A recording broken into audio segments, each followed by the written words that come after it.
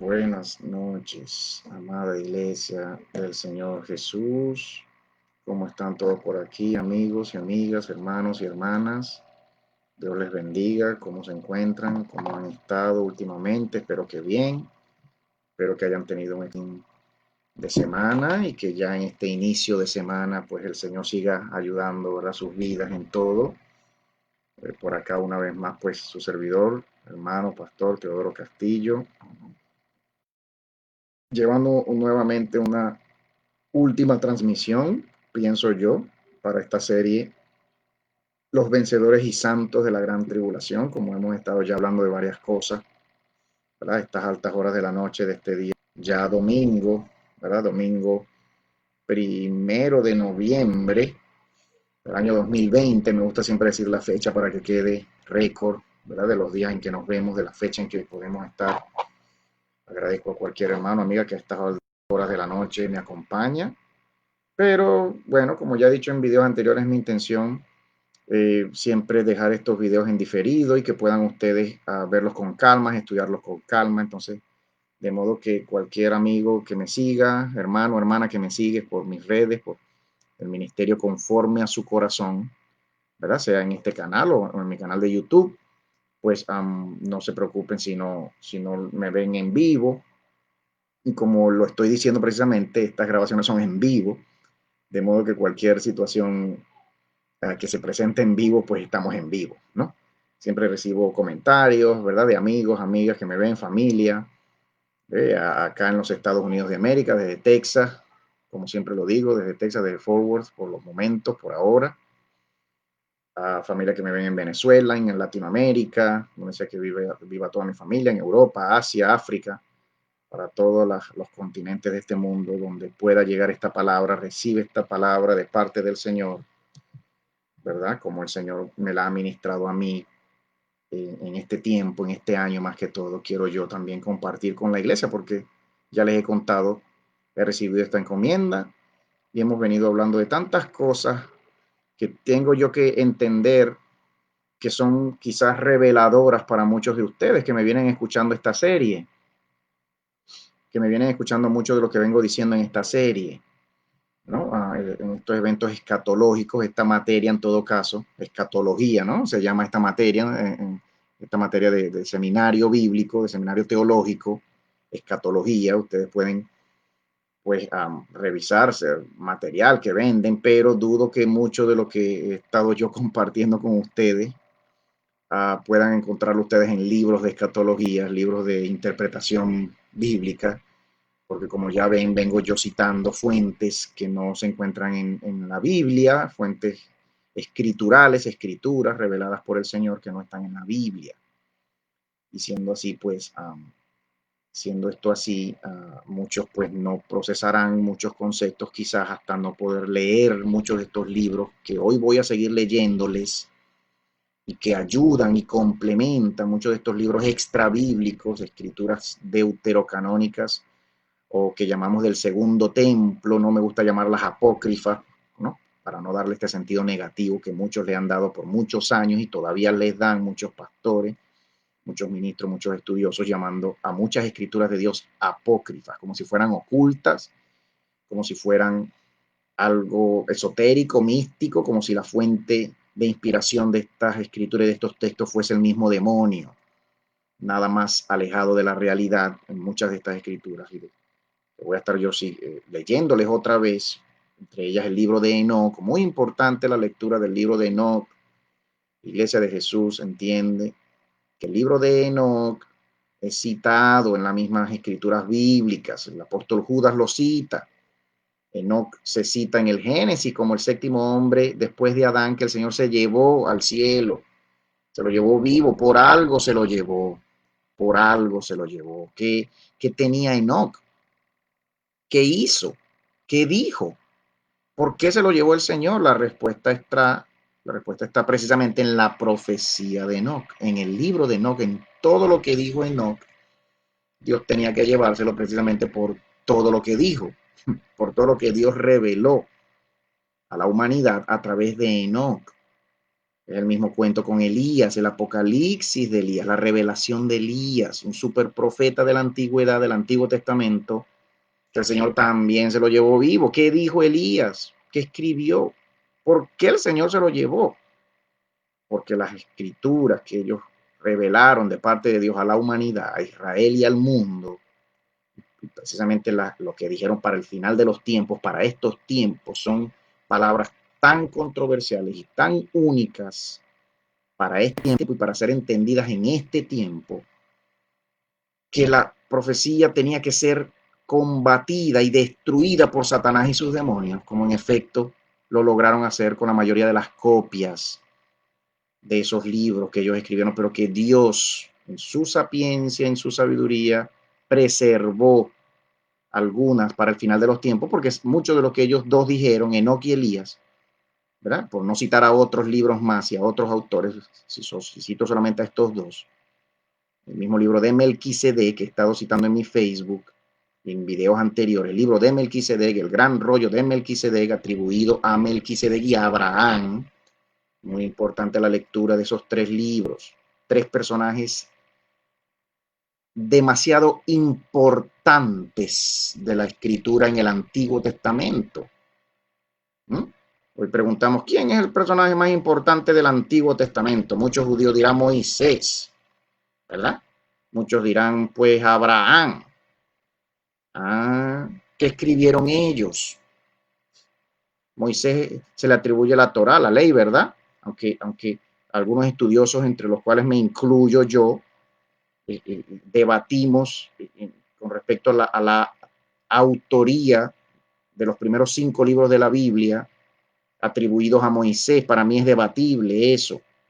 La tradición judía y muchos rabinos judíos se lo atribuyen a Moisés. Es posible que sí, desde mi punto de vista, por lectura de muchos libros y de muchos estudios, de mucha comparación textual entre los textos.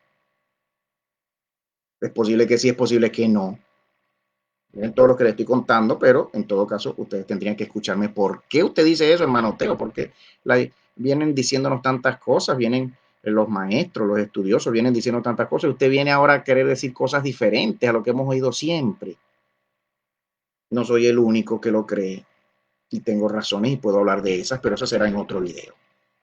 Hoy queremos seguir hablando, antes de orar, presentar este tema, el juicio final. Hoy quiero yo hablarles de la resurrección y el levantamiento de los vivos, lo que dicen unos libros, otros libros, el libro de Melquisedec más concretamente, lo que dice sobre la resurrección de los muertos, lo que dice sobre el juicio final, algunos libros, el libro de Enoch, que dicen otros libros aparte del Apocalipsis. Yo quiero leerle a la iglesia, sé que muchos de ustedes lo leerán en su momento, ya pronto, cuando muchos quizás me escriban a mi correo y yo se los mande por correo, o que se dedique cada quien a buscarlos por internet, como pienso yo que debería ser, porque si son las escrituras de Dios de las que estamos hablando, que contienen tantos secretos y misterios y profecías para los últimos tiempos, pues yo pienso que la iglesia debe abocarse, la iglesia de Jesús debe abocarse a la búsqueda de estos libros. Y si usted me viene escuchando esta serie,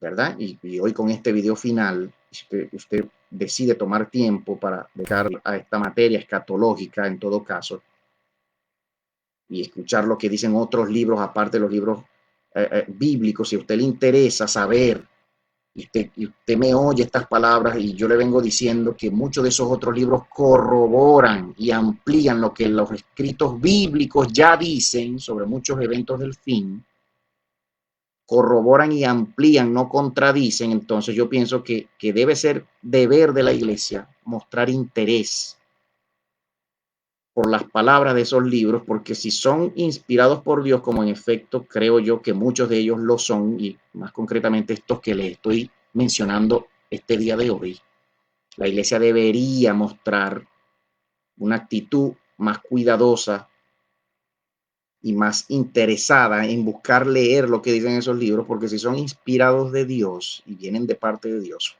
entonces Dios mismo habló a través de esas personas para que escribieran esas palabras, y entonces tenemos palabras que vienen de parte de Dios que no conocemos todavía.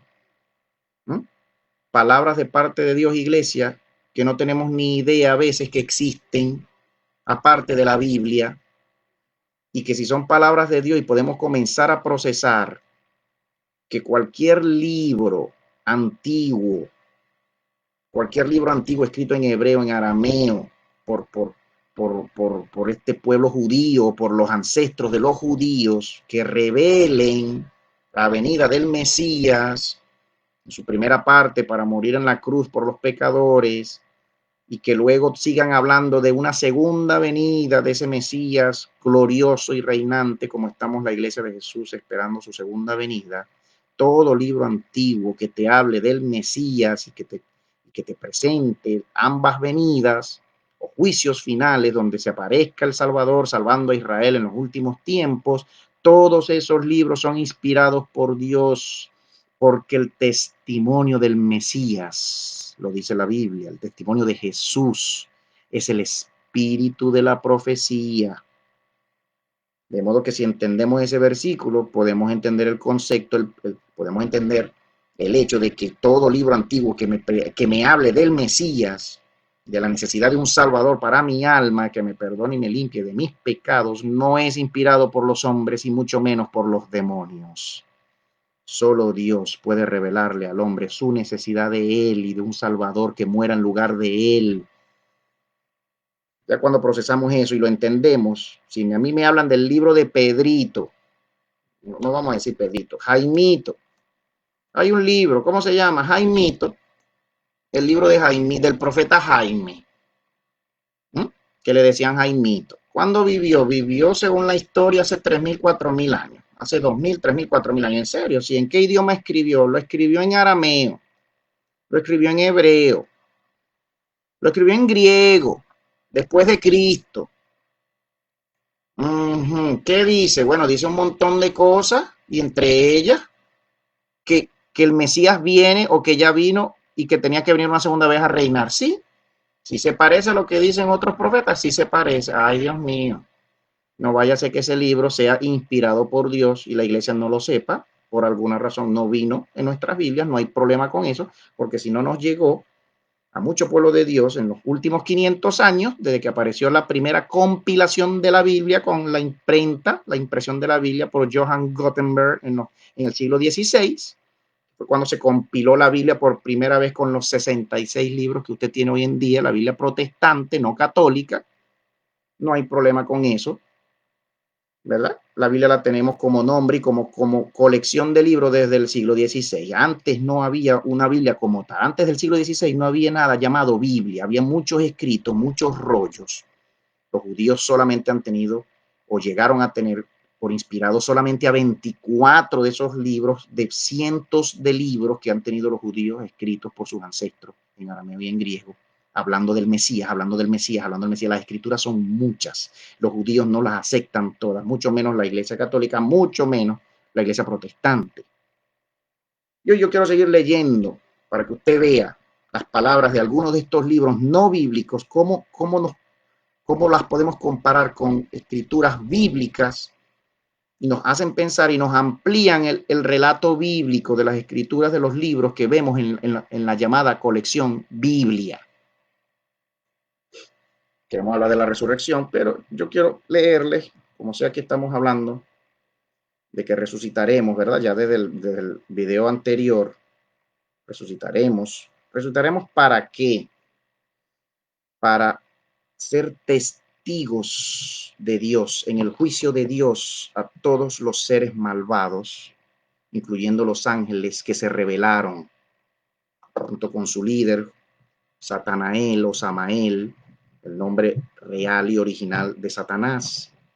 Gilel, lo mismo que Gilel en tanto que no había pecado, portador de la luz. Gilel, cuando peca y se lleva la tercera parte de los ángeles, comienza a llamársele Samael, que significa el ángel ciego, el ángel que quedó ciego con su propia luz, el ángel que se enamoró de sí mismo y dejó de amar a Dios.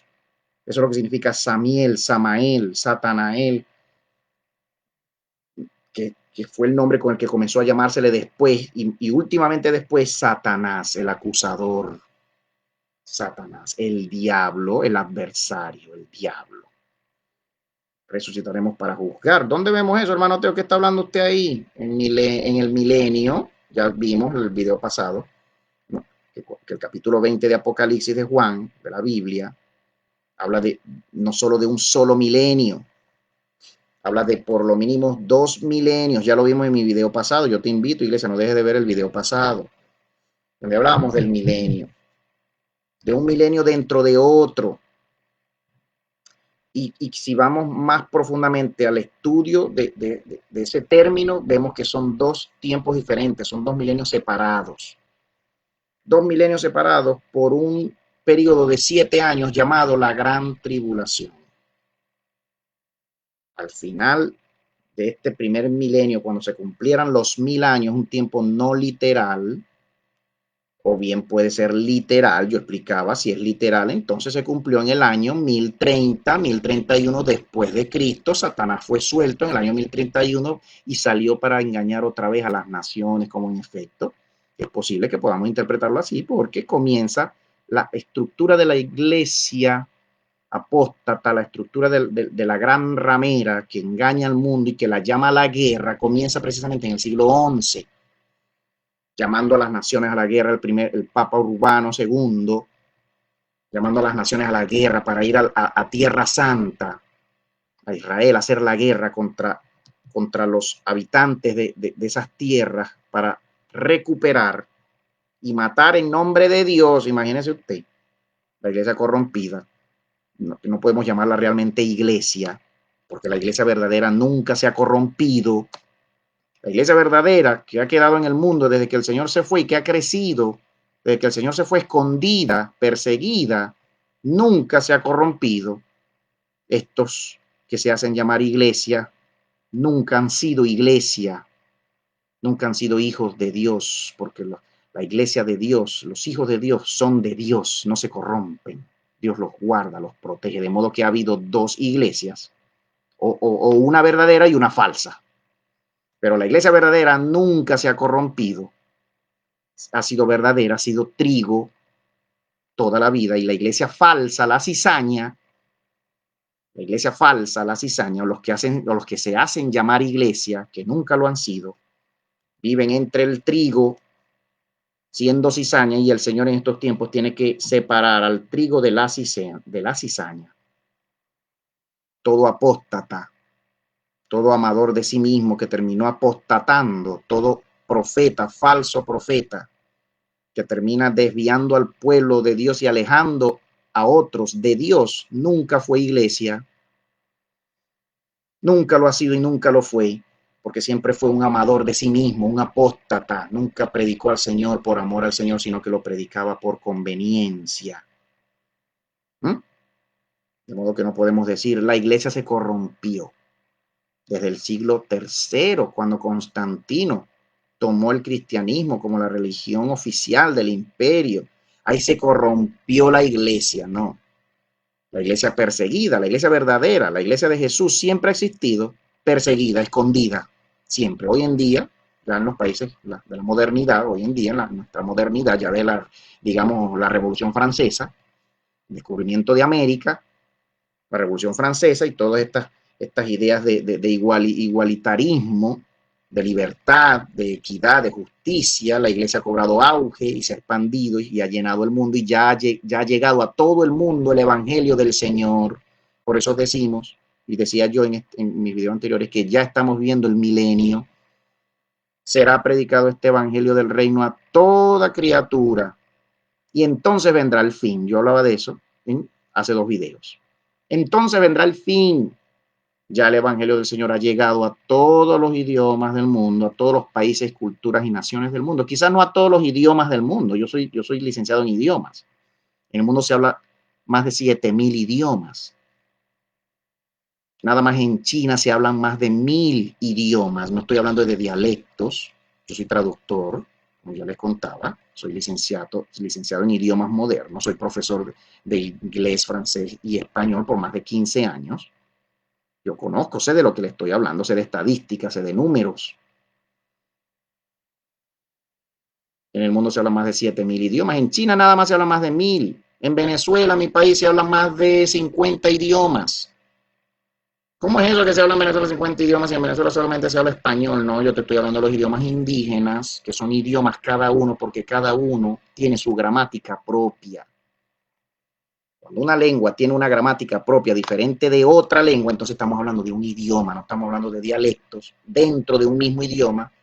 Cuando decimos el dialecto colombiano del español, el dialecto venezolano del español, el dialecto argentino del español, diferentes dialectos en un mismo idioma.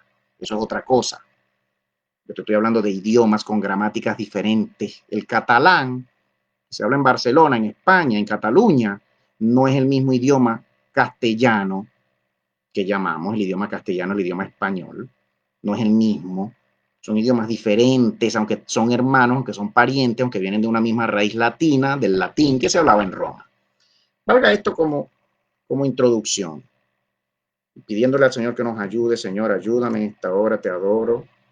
Adoro, Señor, es tu nombre, Señor Jesús, Señor de la vida, Señor del amor, Señor de la fe.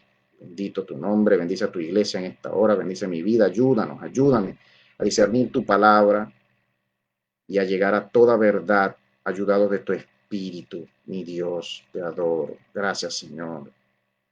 Ayúdame en esta hora, ayúdanos, Padre bueno, por tu Espíritu Santo que nos guía a toda verdad, toda mentira salga de nosotros, todo lo que es falso, todo lo que es engaño de Satanás en nuestra vida salga de nosotros y pueda tu iglesia ser alumbrada con tu luz, con la luz de tus escrituras bíblicas y extrabíblicas. Si leemos el capítulo 20 de Apocalipsis, del 11 al 15, para comenzar a hablar del juicio final y poder entender que la iglesia de Jesús estamos invitados por el Señor a sufrir y padecer por el Señor para hacerle finalmente testigos al Señor en su juicio final, en contra de los que se rebelaron contra el Señor, en contra de los ángeles malvados, ángeles caídos, y en contra de todos los hombres malvados que han destruido este mundo, que han destruido el pueblo del Señor, que se han rebelado en contra de las leyes del Señor. Cuando entendemos eso, podemos procesar estos versos y otros más que ya voy a leer de otros libros. Vi un gran trono blanco y al que estaba sentado en él, ante cuyo rostro huyeron la tierra y el cielo, y no fue hallado lugar para ellos. Aquí está hablando que muestra esa metáfora ahí, en ese verso 11 del capítulo 20, ante cuyo rostro huyeron la tierra y los cielos. Está diciendo que la tierra dejó de ser, dejó de existir, la tierra que conocemos dejó de ser, fue destruida, y que los cielos también, ante cuyo rostro huyeron la tierra y el cielo y no fue hallado lugar para ellos, fueron destruidos. Cuando comenzó el juicio ya estaban destruidas. ¿Cuándo y dónde? Ya lo hemos dicho, fueron destruidos durante la gran tribulación. Ya lo hemos dicho, las 11 sellos, las 7 sellos, las siete trompetas, las 7 copas, destruyeron tanto a la tierra como a los cielos. Todos los cielos fueron recogidos como una cortina, lo dice la cuarta trompeta del Apocalipsis. La cuarta trompeta es un suceso, es un castigo, es un evento escatológico de la gran tribulación. Lo puede usted buscar en el capítulo 6, capítulo 7, capítulo 8 de Apocalipsis, las trompetas. Fueron recogidos y vi a los muertos, grandes y pequeños, en pie delante del trono, y unos rollos fueron abiertos y otro rollo fue abierto, el cual es el rollo de la vida, y fueron juzgados los muertos por las cosas que habían sido escritas en los rollos, según sus obras. Y el mar entregó a los muertos que habían en él, y la muerte y el Hades entregaron los muertos que había en ellos y fueron juzgados, cada uno según sus obras. Y la muerte y el Hades fueron arrojados al lago de fuego. Esta es la muerte segunda, el lago de fuego. Y el que no fue hallado, Y el que no fue hallado inscrito en el rollo de la vida fue lanzado al lago de fuego. ¿Qué observamos acá en estos versos? Observamos un juicio, observamos un juez, observamos unos acusados, observamos unos testigos, porque en todo juicio hay un juez, hay una parte acusada y hay una parte acusadora, que es la que presenta a los testigos como evidencia contra los acusados, para poder condenar, juzgar justamente, y si son hallados culpables, como lo dice aquí, son condenados en base a sus maldades, y el tiempo de la condena es determinada proporcionalmente al nivel de maldad del crimen cometido. ¿Qué observamos? ¿Cuáles versos nos llaman más la atención en lo concerniente a los santos de la iglesia en este pasaje? Porque estamos intentando hallar a la iglesia en todos estos pasajes del libro de Apocalipsis, si está o no está la iglesia, si pasa o no pasa, si sufre o no sufre, si se va o no se va, si resucita o no resucita antes o después. ¿A quiénes se está juzgando? ¿Bajo cuál acusación? ¿Cuál es la acusación contra los juzgados? ¿Con cuáles evidencias y testigos se le está acusando? ¿Hay testigos? No los hay. Tenemos que entender que los santos de Dios, los vencedores, la iglesia de Dios, no son los acusados en este juicio. Se observan esos versos. No es la iglesia la que va a ser acusada y juzgada y condenada, sino los jueces, los que dieron sus cabezas, los decapitados que hablan ahí. Son los jueces ahora. Ya no son las víctimas, ahora son los victimarios. No realmente los victimarios, ahora son los que acusan. Ahora son los fiscales los que vienen a presentar a los malvados. Son ahora los jueces y testigos en contra de los acusados. Los acusados son todos los hombres malvados que resucitaron en la segunda resurrección al final de los 1000 años. Como lo dice el verso 5 del capítulo 20. Más arriba, lo leíamos en el video pasado, en el verso 5, se habla de la primera resurrección. Los que resucitan en esa primera resurrección, se habla de la iglesia, bienaventurados. ¿Verdad? Se habla en el verso, no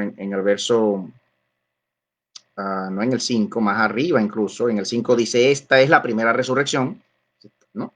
Viene hablando del verso 4 de los que resucitaron, los que se sentaron a juzgar en los tronos, lo dice el verso 4. El verso 5 dice, esta es la primera resurrección, pero los demás muertos no volvieron a vivir hasta que se cumplieron los 1000 años.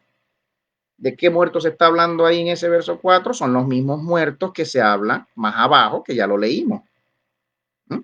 De los muertos que fueron entregados por el mar, fueron dados por el Hades, la muerte entregó sus muertos, el Hades entregó sus muertos, estos fueron juzgados. Esos son los muertos de la segunda resurrección al final de los 1000 años.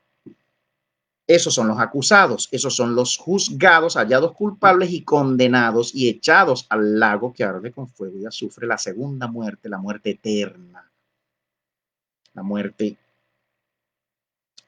definitiva que te separa de Dios para siempre, o que separa a estos para siempre.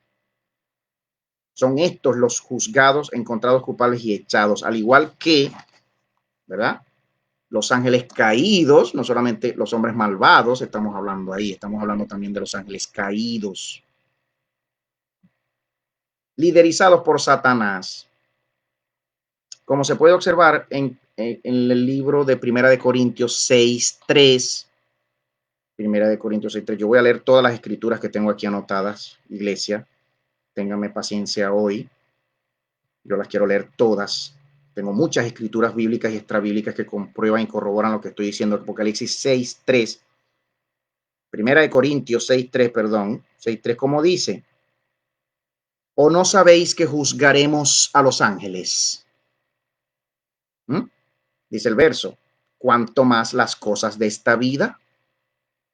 Como pregunta el apóstol Pablo, ¿o no sabéis que juzgaremos a los ángeles? ¿A quién le está hablando? Le está hablando a la iglesia. ¿A cuáles ángeles? ¿Los ángeles buenos de Dios? ¿De qué vamos a juzgar a los ángeles buenos de Dios? De nada, porque no han cometido pecado. Está hablando de los ángeles que cometieron pecado, ¿m? Que se rebelaron y que fueron expulsados del cielo. Segunda de Pedro 2:4. Segunda de Pedro, capítulo 2, verso 4. ¿Cómo dice? Capítulo 2, verso 4 dice, este otro verso dice así: pues si Dios no perdonó a los ángeles que pecaron, sino que arrojándolos al tártaro, al infierno, los entregó a cadenas de oscuridad reservados hasta el juicio. Si leemos el siguiente: y del antiguo mundo no perdonó sino a Noé, al octavo. Este libro acá dice que Noé era el octavo hombre, aunque el Génesis dice que Noé era el séptimo hombre. Aquí pareciera haber una contradicción, pareciera que al apóstol se le pasó, ¿no? Que el Génesis ya decía que Noé era el séptimo, al que guardó como pregonero de justicia, trayendo un diluvio sobre un mundo de impíos. Tanto los hombres de esos entonces como los ángeles que bajaron y pecaron con ellos y sacaron hijos y criaturas y gigantes de las mujeres, hijas de los hombres, a todos ellos se les va a juzgar al final, y a todos los que han pecado durante todos los tiempos, jamás hasta el día de hoy. Miren esto, miren todo lo que vamos viendo, y en este capítulo final de esta serie, todo lo que vamos ya presentando y concluyendo de todo lo que venimos diciendo desde el video número 1 de esta serie. Como dice Jeremías 2:20, estamos hablando de qué, estamos hablando del juicio.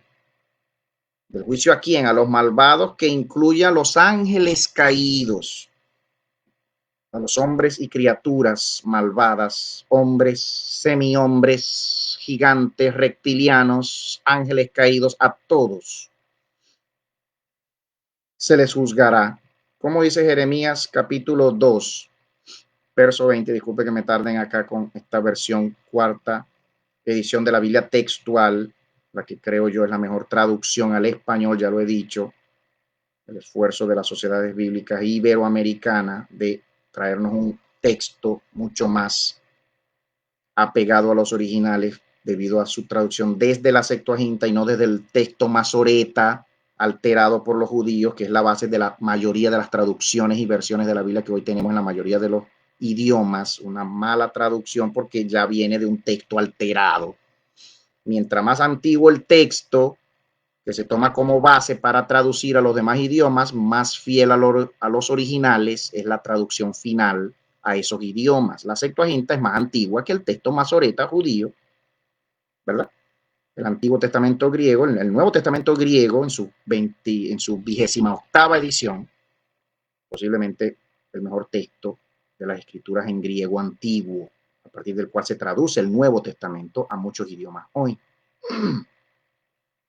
Jeremías 2:20, como dice, Jeremías capítulo 2, verso 20, hablando de lo mismo, del juicio y de los juicios finales de Dios y de los juzgados y de los acusados, dice así: desde antiguo has quebrado el yugo y roto tus ataduras, diciendo no quiero servir, y sobre todo collado alto y debajo de todo árbol frondoso te postras y te prostituyes. Apocalipsis 12:9. Bien, bien, pareciera que me equivoqué con ese verso, ¿verdad? Jeremías 2:20, Apocalipsis 12:9. Tengo la Biblia acá en formato digital, por eso me tardo. Apocalipsis 12:9. No la tengo en libro, no estoy pasando páginas, sino buscando acá formato digital. El verso 9 del Apocalipsis 12, hablando de lo que estamos hablando, dice: y fue arrojado el gran dragón, la serpiente antigua, el llamado diablo y Satanás, el cual engaña al mundo entero. El mundo entero. Clave este verso para poder hablar de otras cosas que voy a estar hablándole a la iglesia, de otros engaños, de muchos engaños, dando pruebas a la iglesia del Señor de muchos engaños en los cuales el demonio nos ha tenido a todo el mundo creyendo muchas mentiras por muchos años, cientos de años. El cual engaña al mundo entero, fue arrojado a tierra y sus ángeles fueron arrojados con él. ¿Por qué fueron arrojados? Aquí no dice que fueron arrojados a los infiernos, aquí no está hablando del juicio al final, de que fueron arrojados ya para ser condenados, no, aquí está hablando de cuando fueron arrojados del cielo. Segunda de Pedro 2:4, que ya lo leímos, ¿verdad? Y ahora quiero yo leerles primer libro de Enoc. Estamos hablando de los juicios. Estamos hablando de los juzgados y del juicio final y viendo quién es quién. ¿Quién es la iglesia en ese juicio? ¿Toma parte la iglesia en ese juicio? ¿La iglesia es la parte acusada en el juicio final del trono blanco o es la parte acusadora? Como ya lo estamos viendo, y vi tronos en el verso 4. Y se sentaron los que se les dio facultad de juzgar. Verso 4, capítulo 20, Apocalipsis, vi tronos, se sentaron a juzgar los que se les dio la facultad de juzgar. ¿Quiénes son esos? La iglesia. Ya lo vemos en estos versos. No sabéis que juzgaremos a los ángeles, decía el apóstol Pablo. Mire aquí, primera de Enoc, el primer libro de Enoc. Yo vengo en estos días posteando varias cosas interesantes sobre el segundo libro de Enoc, en mi Facebook, no sé si han estado pendientes de eso. Pero en el primer libro de Enoc, quiero yo leerle a la iglesia, atención iglesia, con pausa, paciencia, prestando atención. Usted puede descargar el libro de Enoc tranquilamente en su celular, hay aplicaciones, me lo puede pedir a mi correo, y lo voy a dejar por aquí hoy. Mi correo, usted puede hacerme, y yo se lo mando a su correo. Usted me lo pide, me da su correo, me escribe su correo, y yo le mando muchos libros, entre ellos el libro de Enoc, que ya vemos, sabemos quién fue Enoc, el séptimo hombre después de Adán, que Dios lo transportó y se lo llevó vivo. ¿Por qué se lo llevó vivo, hermano Teo? Bueno, tienes que leer el libro. Enoc era muy peligroso, todo lo que dijo. ¿Peligroso para quién? Peligroso para los ángeles caídos, para los demonios. Había que engañar a la humanidad, había que destruir ese libro. Los demonios, los ángeles caídos, Satanás y sus ángeles tenían que destruir o esconder o vetar a la humanidad de toda la profecía mesiánica y de toda la profecía escatológica de juicios finales de los que habla el libro de Enoc, para poder engañar a la humanidad. Y si lograba hacerlo, después tenía que matar a Enoc, porque el mismo profeta es el mismo profeta es portador de la profecía en sí mismo. Dios decidió llevárselo para que no estuvieran buscándolo para matarlo. Dios decidió llevárselo. A él se lo llevó, a Elías se lo llevó. Algunos libros relatan que incluso hasta Esdras fue transportado a los cielos vivo. Hasta el mismo sacerdote Esdras. ¿Qué les parece? Que fue escritor de muchos libros. Enoc, en sus libros, los 3 libros de Enoc y el libro de los gigantes, se puede entender que Enoc escribió en el segundo libro de lo más propiamente, el libro de los secretos de Enoc, se observa que Enoc escribió, y se dice que Enoc llegó a escribir 366 libros. Nada más Enoc llegó a escribir 366 libros. Inspirados por Dios. Dice el texto. Uno lee el texto y uno queda, bueno, ¿y dónde están esos libros? ¿Qué escribió? Muchas preguntas. El Señor las responderá en esta vida, otras más las responderá allá. Pero lo que leemos de Enoc y el texto que escribió, se dice que escribió un mínimo de 366 libros, iglesia, entérate. ¿Cómo así, hermano Teo? ¿Se lo inspiró el Señor? ¿Quién más? Si se lo llevó al cielo y lo puso a escribir, ¿quién se lo inspiró? Habría que ver si conseguimos los más que podamos. Esdras, sacerdote Esdras, del que habla la Biblia, en el primer libro de Esdras es el que habla la Biblia, escribió, según el segundo libro de Esdras, la profecía de Esdras, el Apocalipsis de Esdras. Esdras escribió un mínimo de 94 libros. Dice el texto del segundo libro de Esdras, un libro antiguo, escrito en arameo, en hebreo antiguo, muy antiguo, lo han tenido los judíos de toda la vida, un libro mesiánico. Las profecías que habla ese profeta son profecías mesiánicas. ¿Quién puede decir que un libro antiguo, otra vez vuelvo a preguntar, voy a hacer esta pregunta 1000 veces en todos mis videos a la iglesia del Señor? ¿Quién puede decirte, iglesia? ¿Quién? ¿Qué reformador? ¿Qué iglesia católica? ¿Qué judío? ¿Qué rabino? ¿Quién puede decirle a la iglesia que un libro antiguo, escrito en arameo o en hebreo, aún antes de Cristo, ya con 3000 o 4000 años de antigüedad, que se le conozca a la última copia, encontrada o que todavía se tenga o que se dejó de tener en tal tiempo, datada de hace 3.000, 4.000, 2.000, 1.500 años. ¿Quién le puede decir a la iglesia que si ese libro habla del Mesías antes de la venida del Mesías, antes de Cristo, anunciando al Mesías y llamando al arrepentimiento, porque todo libro inspirado por Dios llama al arrepentimiento, exhorta, conmina y condena el pecado y anuncia la venida del Mesías para perdonar a sus hijos y al pueblo que le busca de sus pecados? ¿Quién te puede decir que ese libro no es inspirado? Tengo que leerlo yo mismo. No, que el fulanito, que el doctor tal, que el rabino tal, que el teólogo tal, que los reformadores, que los católicos, que los judíos, que tal, que no está en la Biblia, que si no lo tengo en la Biblia no es cierto, que si no sale en la Biblia no lo puedo creer, que si... Tenemos que pensar. Muchas son las cosas que se nos dicen en un púlpito porque se las dijeron a muchos pastores. Muchas son las cosas que se dicen en un seminario porque se lo enseñaron a muchos estudiosos eruditos, pero no porque ellos mismos investigaron, no porque ellos mismos leyeron, no porque ellos mismos pensaron, se dejaron guiar por Dios y se dejaron entender, dar por entendido de parte de Dios que todo libro antiguo escrito en arameo o en hebreo o en griego que hable del Mesías es un libro inspirado por Dios. Dios mío. El Señor nos ayude, Señor. Y que si podemos entender eso, entonces tenemos que abocarnos en estos tiempos finales a buscar saber qué dicen esos libros. ¿Qué dicen? Porque el hermano Teo está pegado con ese libro de no. Otra vez viene el perro arrepentido con su libro de no. Ahí viene Teo otra vez. Ahí viene el pastor Teo otra vez con su libro de Melquisedec. Ahí viene otra vez Teo con su libro de Esdras, con su libro de Elías, con su no sé quién, no sé quién, no sé quién. Está loco. No, ponte, busca, investiga, lee. Muchas cosas dicen esos libros para estos tiempos que no me da ni, a mí no me da tiempo de decírtelas en estos videos, no me da tiempo. Tienes que leer y entender que muchos de esos libros corroboran a los libros de la Biblia, no los contradicen, los corroboran, los amplían, porque es un solo cuerpo, es un combo. Todas las palabras de Dios son un combo. Si tú llegas a escuchar 3 palabritas de 10 que Dios dijo, estamos chucutos. Estamos cortos. Si Dios dijo 50 palabras, pero escuchamos nada más y llegamos a oír solamente 10, 5, y me parece suficiente, y me parece que ya voy bien, me parece, no, ya estoy bien, ya estoy claro, ya tengo la revelación completa, porque la Biblia, los 66 libros de la Biblia, contienen toda la revelación de Dios. Pero Dios llegó a decir 50 y tú escuchas solamente 10, que son los que están en la Biblia, la revelación está chucuta, está corta, no está completa, el rompecabezas no está armado completamente.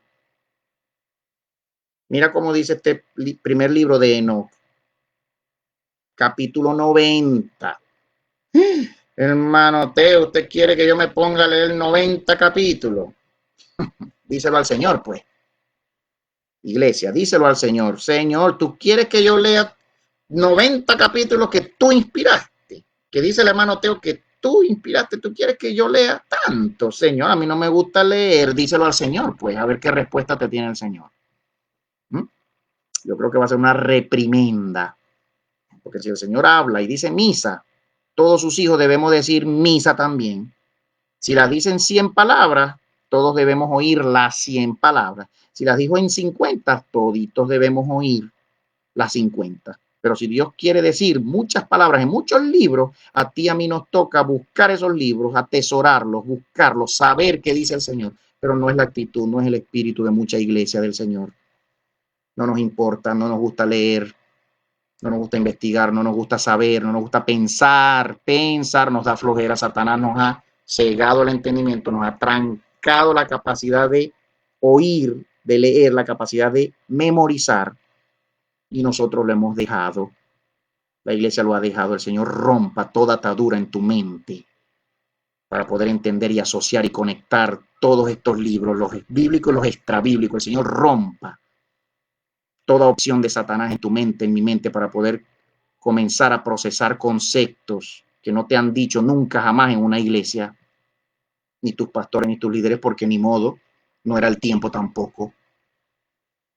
Primer libro de Enoch, capítulo 90, versos 20 al 27. Usted me dirá si estos versos no corroboran y no te hacen pensar sobre el capítulo 20 de Apocalipsis, que habla del juicio, ¿no? Este capítulo 90 habla del juicio final en el libro de Enoc. Desde el verso 20 al 27, este libro dice así: vi cuando un trono fue erigido sobre la tierra agradable. El Señor de las ovejas se sentó sobre él, y el otro, con O mayúscula, el otro, aquí hace referencias al logos de Dios, al Cordero de Dios, cuando dice el otro, tomó los libros sellados y los abrió ante el Señor de las ovejas, el otro. El Señor llamó a esos hombres blancos, los 7 primeros, y mandó que ellos llevaran ante él, comenzando por la primera estrella que las guiaba, a todas las estrellas cuyo miembro sexual era como el de los caballos, y ellos las llevaron a todas ante él. Hablando del Señor, se sentó en un trono, mandó que trajeran a todas las estrellas. Cuando habla de las estrellas, habla de los ángeles. Cuando la Biblia y los escritos extrabíblicos hablan de estrellas, habla de los ángeles, los seres llameantes, los seres de fuego ardiente. Él hace a sus ángeles más ardientes, dice la Biblia. Luego él habló al hombre que escribía ante él, uno de los 7 hombres blancos, y le dijo: toma esos 70 pastores a quienes había encomendado las ovejas y que después de haberlas recibido degollaron a muchas más de las que se les había mandado. He aquí que los vi a todos encadenados y todos se postraron ante él. No dice la Biblia que toda rodilla se doblará ante el Señor. Aquí está hablando de Satanás y sus ángeles. Se postraron cuando fueron a ser juzgados. El juicio recayó en primer lugar sobre las estrellas, y ellas fueron juzgadas, encontradas culpables y enviadas al lugar de condenación. Fueron arrojadas a un abismo llenos de fuego, llamas y columnas de fuego, como lo cita el libro de Oseas, el capítulo 4, versos del 1 al 8. Corrobora esta lectura a la profecía de Oseas 4, 1 al 8. Entonces los 70 pastores fueron juzgados, encontrados culpables y arrojados al abismo ardiente.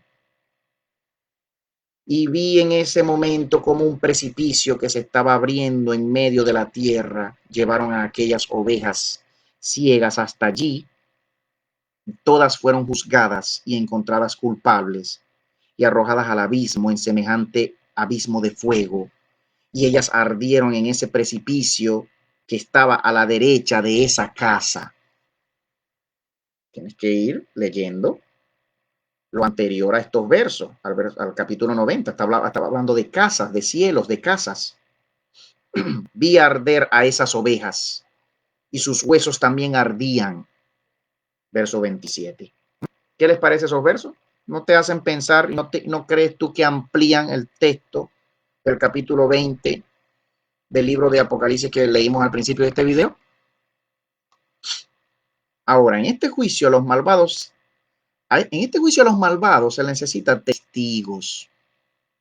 En todo juicio se necesita evidencia, prueba incriminatoria, prueba que condena a los acusados.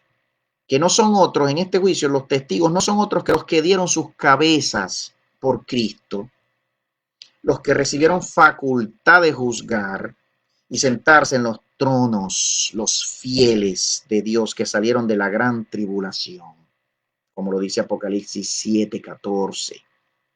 Como dice Apocalipsis 7:14, hermano Teo, uno de los versos claves en el libro de Apocalipsis que muestran claramente que la iglesia del Señor está invitada a padecer hasta la muerte por nuestro Dios para poder ser llamados a ser testigos en su juicio final contra la maldad y contra todos los perversos y contra todos los ángeles caídos. Como ya lo vengo yo diciendo en varios videos, Apocalipsis 7:14.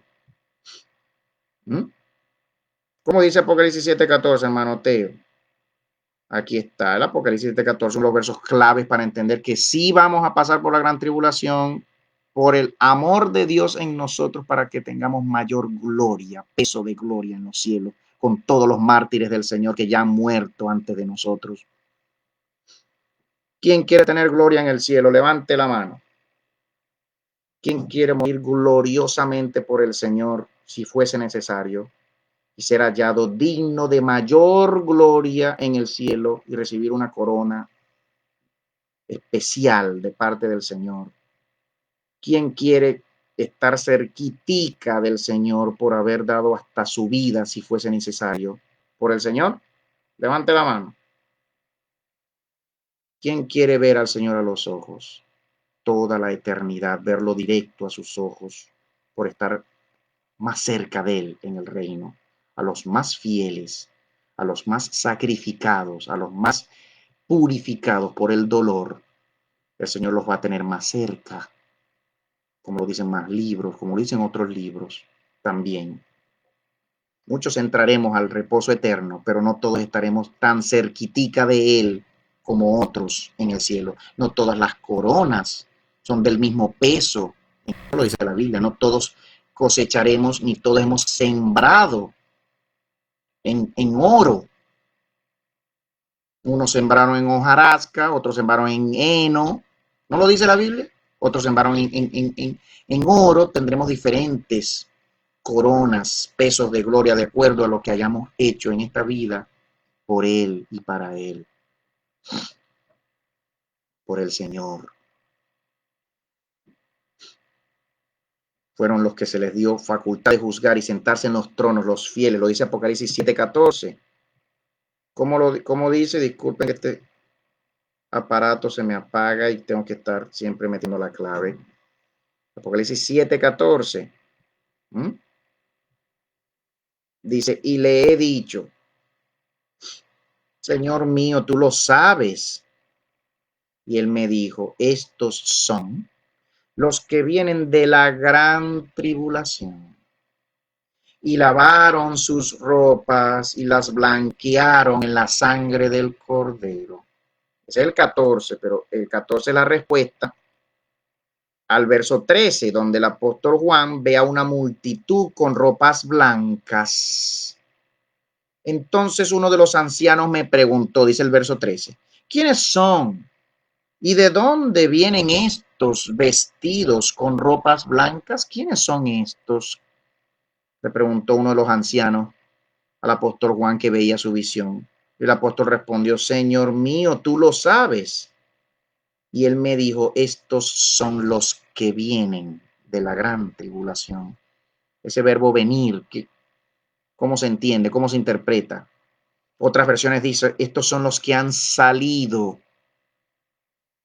de la gran tribulación. Ese verso salir, ese verbo salir, ¿cómo se interpreta? Como un verbo, para salir tengo que estar dentro, ¿no?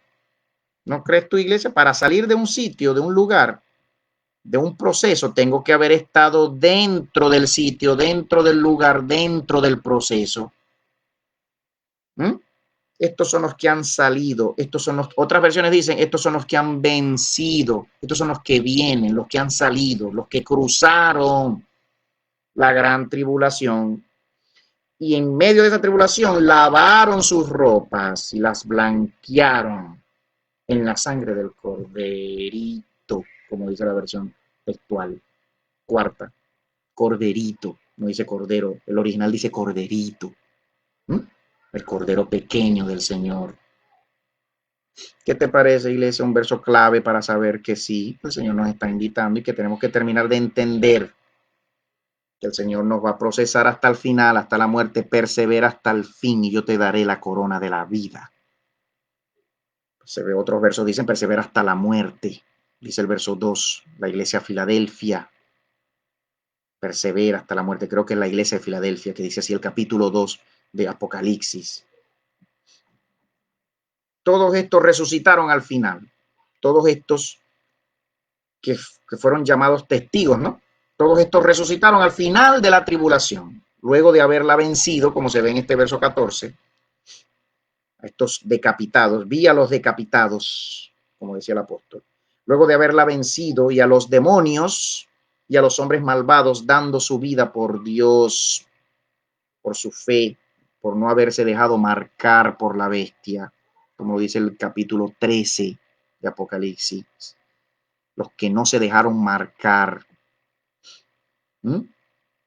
Y a los demonios y a los hombres malvados, luego de haber vencido para todos los que creen, muchos todavía, hombres y mujeres de Dios, algunos siervos de Dios, algunos ministros y ministras de Dios todavía creen que ya no hay lucha espiritual, que ya no hay guerra espiritual, que ya todo fue logrado en la cruz, que ya no hay enemigo espiritual que nos haga la guerra y nos oprima y evite que seamos bendecidos y crezcamos en toda sabiduría, en toda prosperidad en esta tierra, en toda santidad, que ya no debemos pelear, que ya no debemos revocar maldiciones echadas sobre nuestras vidas por ancestros nuestros, porque ya cuando aceptamos a Cristo se rompieron muchas maldiciones. Yo te quiero decir, iglesia, que eso ha sido mentira del demonio. Todavía tenemos que luchar. El Señor murió por nosotros, conquistó por nosotros toda sanidad en la cruz, toda regeneración, toda restauración. Pero si yo, siendo hijo de Dios, lavado por su sangre, amante del Señor, soy débil y abro puertas con mi pecado, como lo vivo yo en mi familia, como lo hemos vivido en mi familia por años, con familiares en mi casa, ¿m? Donde hemos podido observar la lucha espiritual de demonios dentro de familiares que han dado su vida a Cristo, y que el Señor después de un tiempo nos revela a mí y a mi familia que ha sido por causa de abrir puertas, estos familiares míos, estas familiares mías que han abierto puertas de pecado, y por abrir puertas de pecado, maldiciones echadas sobre ellas, sobre ellos, han caído sobre ellos y ellas, y hoy por hoy son oprimidos por Satanás en vista de su maldad, hasta que no se arrepientan y no se ha atado el hombre fuerte, hasta que no se levante los hijos de Dios a pelear en ayuno, en oración, y se ate al hombre fuerte y venga el tiempo de Dios de la sanidad, pues no serán sanos.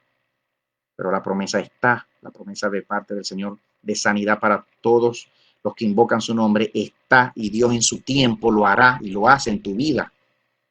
Si tú sigues orando, sigues orando por tu familia, sigues orando por tu familiar, ¿no? Porque lo ves lleno de demonios, lo ves lleno de pecado, no prospera, lo ves lleno, lo ves afectado psicológicamente, espiritualmente, y crees que no hay salida porque no es posible que los demonios alcancen a los hijos de Dios porque ya han sido lavados por su sangre y ya se logró todo en la cruz, y no es posible que los diablos entren y a veces influyan y hablen y se manifiesten muchos demonios incluso por la boca, hablando de muchas personas que una vez los vimos en la iglesia viniendo al Señor y haciendo una decisión de fe por el Señor, pero que también les conocemos que abrieron sus puertas al pecado y se dieron al pecado, y por haber maldiciones echadas sobre ellos desde antaño, la maldición los alcanza porque dieron oportunidad al demonio. Tiene que venir después el Señor con sus santos siervos y siervas a orar, a poner las manos, a atar a los demonios, echarlos fuera, y es cuando muchos quedan libres, como se observa también en las Escrituras. Pero hoy por hoy muchos creen que ya no hay lucha espiritual, ya no hay que reprender mucho, ya no hay que atar mucho a ningún hombre fuerte, a ningún demonio, porque muchos creen que los demonios ni existen. Mucho pueblo de Dios, muchos ministros, no ministran liberación a sus iglesias, a sus discípulos en las iglesias. No se atreven a poner las manos, porque primero muchos son apóstatas, porque primero muchos son pecadores en el mismo altar, y segundo porque son incrédulos, dejaron de creer en el poder de Dios, dejaron de escudriñar las escrituras y entender que cuando hay maldición y cuando hay puertas abiertas al demonio, el demonio entrará.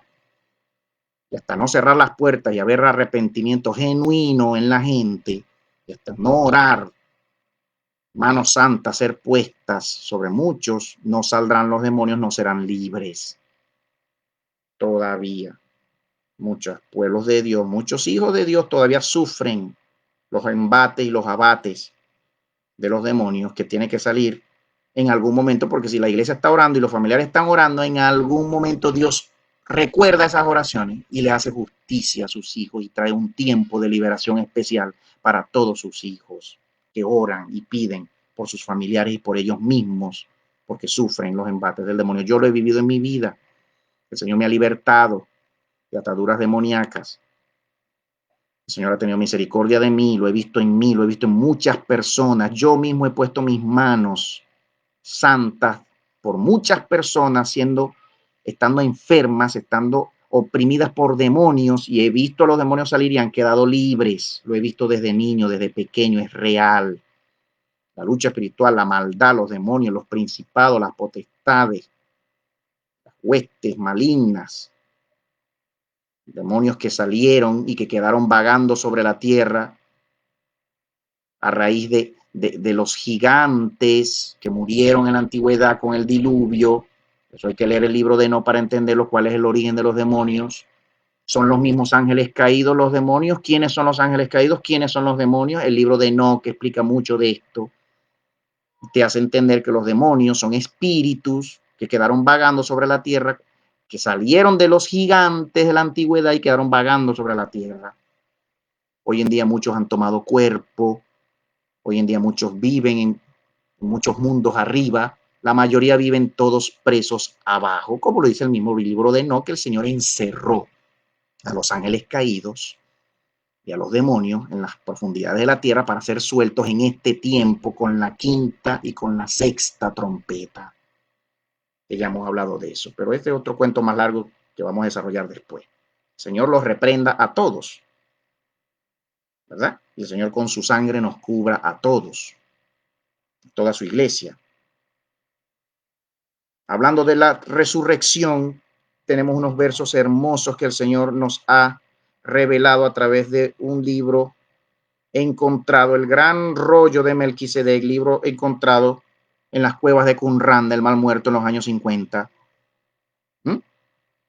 Habla un libro precioso que el demonio iba a hacer lo imposible por destruirlo y que el Señor lo dejó. El Señor no tiene ningún problema en volver a sacar sus escrituras que ya escribió alguna vez y ya puso a hombres a escribirlas. El Señor no tiene ningún problema en volverlas a sacar cuando Él quiera y como Él quiera, porque poderoso es el Señor para hacerlo. Pero muchos creemos que Dios es débil. ¿Cómo va a ser que Dios vaya a dejar que el demonio esconda libros o destruya libros antiguos? ¿Cómo va a dejar? ¿Cómo va a ser posible? Que si habían otros libros que no fueron incluidos en la Biblia, ¿cómo va a dejar el Señor que su iglesia se entere y que los lea al final de los tiempos? ¿Cuál es el problema con eso?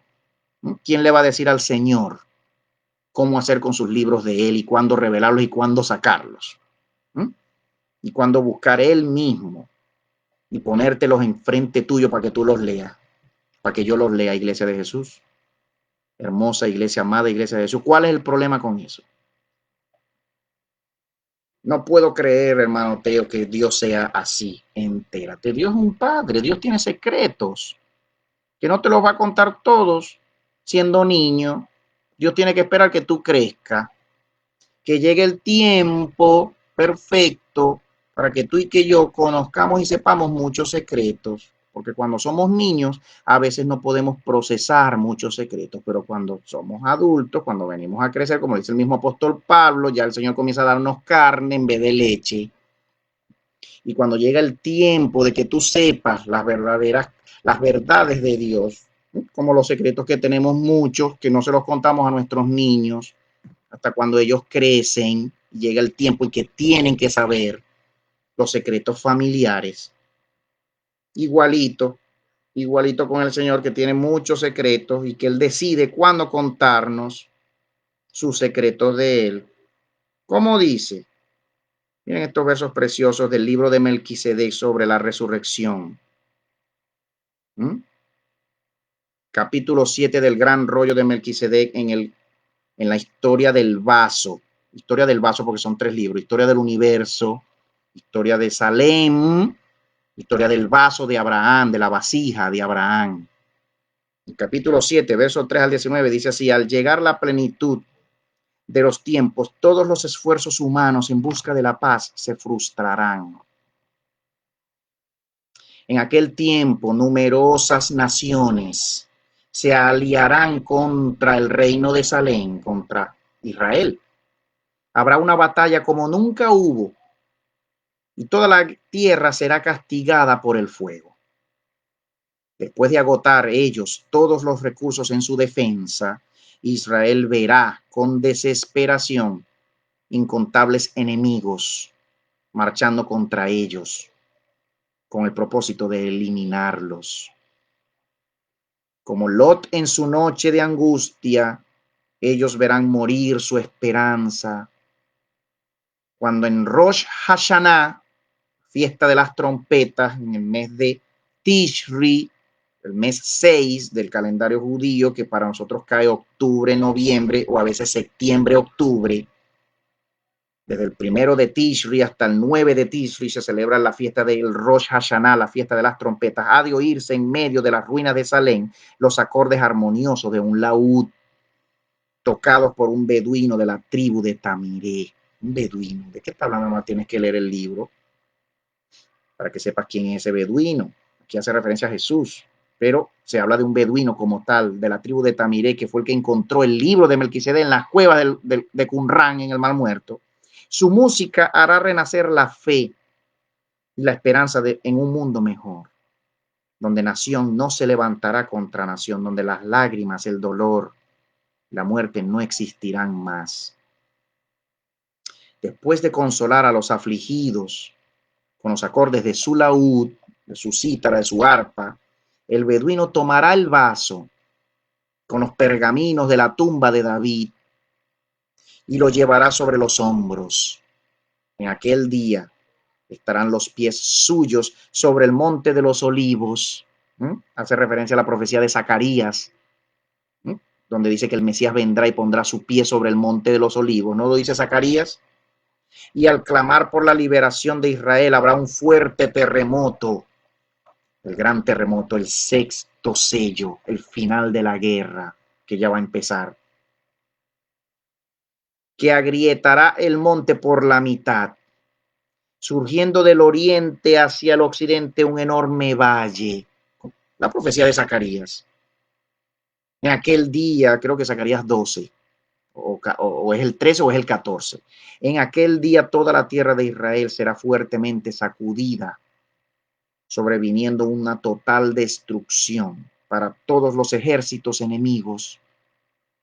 El Armagedón humano, que ya hablábamos de eso. Habrá, sin embargo, salvación para todos aquellos que, con arrepentimiento, se refugiaron bajo las alas del Eterno, lanzando lejos de sí los instrumentos de violencia. Toda la humanidad testimoniará con espanto las escenas de la liberación de los hijos de Israel. En aquel día muchos pueblos y poderosas naciones se establecerán al lado de Yahvé, de los ejércitos. Multitudes de los judíos de la diáspora se aproximarán, diciéndonos: iremos con vosotros, porque sabemos que el Eterno está de vuestro lado. Aquí hace mención a la profecía de Isaías 19, cuando Israel se une a Egipto, que es Latinoamérica, y se une a Asiria, que es Norteamérica, Asiria, la Gran Babilonia, donde Isaías 19 dice: y será Asiria y Egipto e Israel mis hijos, Norteamérica, porque al final, aunque es la Gran Babilonia, es la nación que Dios usó al final de los tiempos para expandir su palabra a todo el mundo, como lo ha sido este país, Norteamérica. El Yom Kippur que seguirá. El Yom Kippur es el día de expiación, es la fiesta de expiación cuando el sacerdote entraba, que es el día 10 de Tishri, del sexto mes del calendario judío, Tishri, sexto mes del calendario judío, porque sabemos que que Tishri, octubre, para Israel hoy en día es el primer mes del año, Tishri, septiembre, octubre. Israel acaba de entrar en el año 5781, cuentan los rabinos fariseicos del judaísmo ortodoxo que gobierna en Israel hoy en día, aunque los judíos caraítas cuentan el año 5991. Ya eso lo hemos hablado, ya lo he dicho yo antes, los judíos caraítas. El Yom Kippur que seguirá la liberación será un día de purificación de las impurezas de todos aquellos que aceptaron la salvación. Está hablando del día de fiesta, que luego de esta salvación, luego de este sexto sello, los 3 años siguientes y medio, donde habrá paz, relativa paz para el mundo, el anticristo, este personaje firmará la paz durante los años siguientes. Muchos judíos y muchas naciones subirán a Jerusalén a adorar a Dios porque hubieron visto la salvación de Dios para Israel. No solamente está hablando de venir a Dios, Sukkot, porque más adelante habla de Sukkot, en Sukkot es la fiesta de los tabernáculos, de hacer tabernáculo a Dios, de venir a Dios, de pedir perdón, de dejar que Dios entre en tu vida, en tu templo, el templo de tu corazón, porque Sukkot es una referencia, es una figura profética del Antiguo Testamento para el corazón humano de los últimos tiempos, que debe dejar entrar al Señor, morar y vivir en el templo de su corazón.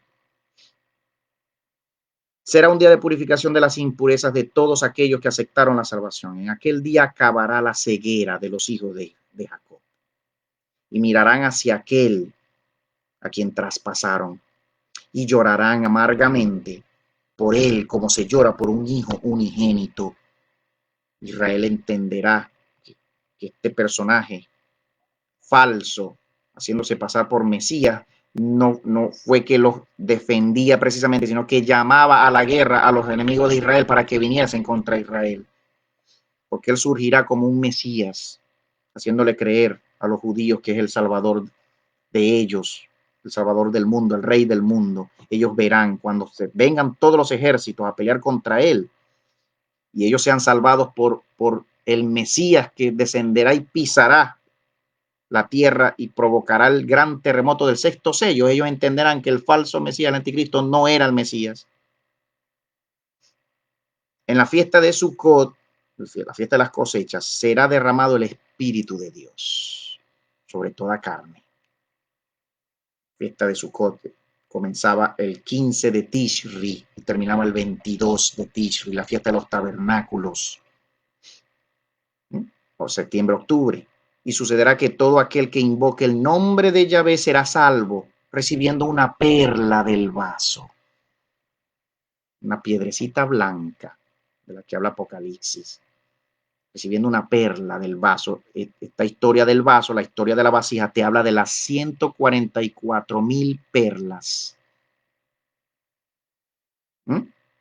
Te habla de las 144,000 perlas que Abraham traía consigo de su botín, después de haber rescatado a Lot y a sus hijas. Que Abraham traía todo su ganado, toda su pertenencia y diezmó de todo su ganado y de toda su pertenencia a Melquisedec cuando se lo encontró, cuando Melquisedec salió a recibirlo. No, Abraham venía de una guerra, Abraham venía de ver la salvación de Dios rescatando a su sobrino y a sus hijas, y venía de tomar un botín. Abraham venía de regreso a su casa y en el camino de regreso hacia el sur tenía que pasar por la ciudad de Salem y salió Melquisedec a recibirlo y lo bendijo. ¿De qué le diezmó Abraham? Hay que leer el libro de Melquisedec. ¿Qué fue lo que diezmó? ¿Cuánto diezmó? Hay que leer el libro de Melquisedec. No diezmó de todas sus pertenencias. La Biblia dice diezmó de todo lo que tenía. Pero ¿qué era lo que tenía consigo en ese momento? Perlas que se traían en una vasija, porque fue su botín de lo que él quiso recuperar, porque él no quiso tomar mayor botín de los reyes de Sodoma y Gomorra. Eso lo dice el texto. Hoy en día la iglesia hay muchos ladrones, apóstatas, fraudulentos, como se oyen muchos videos de algunos famosos, incluso aquí en los Estados Unidos, en Miami, o como se oye de muchos otros, robando a la iglesia, trasquilando las ovejas del Señor. Algunos son hasta narcotraficantes, como ya se está dando cuenta la iglesia, y como ya hay videos y hay pruebas y hay testigos y hay evidencias de demandas contra muchos de estos falsos ministros, falsos apóstoles, falsos pastores, falsos maestros que siguen desangrando al pueblo de Dios, y lo han hecho toda la vida y lo siguen haciendo porque ellos se creen dueños de la Grace, se creen dueños de la iglesia. Ellos se creen príncipes que no pueden trabajar con sus propias manos porque ellos se creen con derecho a que la iglesia los mantenga. a que los hijos de Dios le den de comer. Ellos se creen reyes, la iglesia. Y aquí ahorita vimos, ¿verdad? En la profecía de Enoc, cómo el Señor habla de estos pastores, falsos pastores, que el Señor les encomendó ovejas y que terminaron matando a muchas más de las que el Señor les encomendó. ¿No lo leíamos antes en este verso? El Señor bendiga a todos sus pastores y ministros que entienden esto, los diezmos y las ofrendas, para qué son, por qué se recogen, para quién se recogen, como lo hacía la iglesia primitiva. Eso lo vamos a hablar después. Vamos a hablar mejor después de finanzas en el reino de Dios. Lo que revelan las escrituras y la actitud del corazón que deben tener los siervos y ministros y ministras y el mismo pueblo de Dios. Los que reciben dinero y los que dan dinero. ¿Y para qué lo damos y cómo lo damos y por qué lo damos? ¿Cuánto debemos dar? Todo eso lo revelan las escrituras. El Señor enseña en todo eso. Pero hoy en día muchos se creen con derecho a aprovecharse de los demás y tergiversan las escrituras, haciéndole creer a la iglesia que el diezmo es obligatorio darlo de todo lo que tú recibes porque Abraham lo hizo. No, hay que leer el texto. ¿Qué fue lo que hizo Abraham? Hay que leer el texto del libro de Melquisedec, no que la Biblia lo dice, pero está también el libro de Melquisedec que te amplía lo que dice la Biblia, para que entendamos mejor, iglesia. Bendito el Señor y bendiga el Señor a sus siervos y sus ministros, que el Señor ha decidido tenerlos a tiempo completo, sostenidos por la iglesia, pero no porque ellos se aprovechan de la iglesia, sino porque el Señor y porque la iglesia decide tenerlos trabajando tiempo completo y trabajan. No se dan a la buena vida, a los viajes, a aprovecharse de la iglesia con sus viajes, a la buena vida, al gasto, al despilfarro. El Señor bendiga a sus siervos que lo hacen en temor y a sus siervas que lo hacen en temor, entre ellos mis pastores y tantos pastores que conozco que se rehúsan algunos, porque muchos siervos de Dios a veces se rehúsan a recibir nada de la iglesia porque trabajan ellos mismos y son ellos siempre dadores y han sido ellos dadores para la iglesia y para el Señor porque aman al Señor y aman a la iglesia. Los manos para trabajar jamás lo harán. También los conozco, los he visto, los conozco. El Señor los reprenda, ¿verdad? Como dice aquí, un paraíso repleto de alegría y de paz. En aquel día los elegidos de Dios comprenderán, como dice aquí.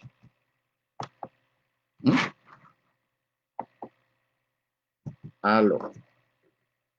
En aquel día los elegidos de Dios comprenderán las palabras del libro.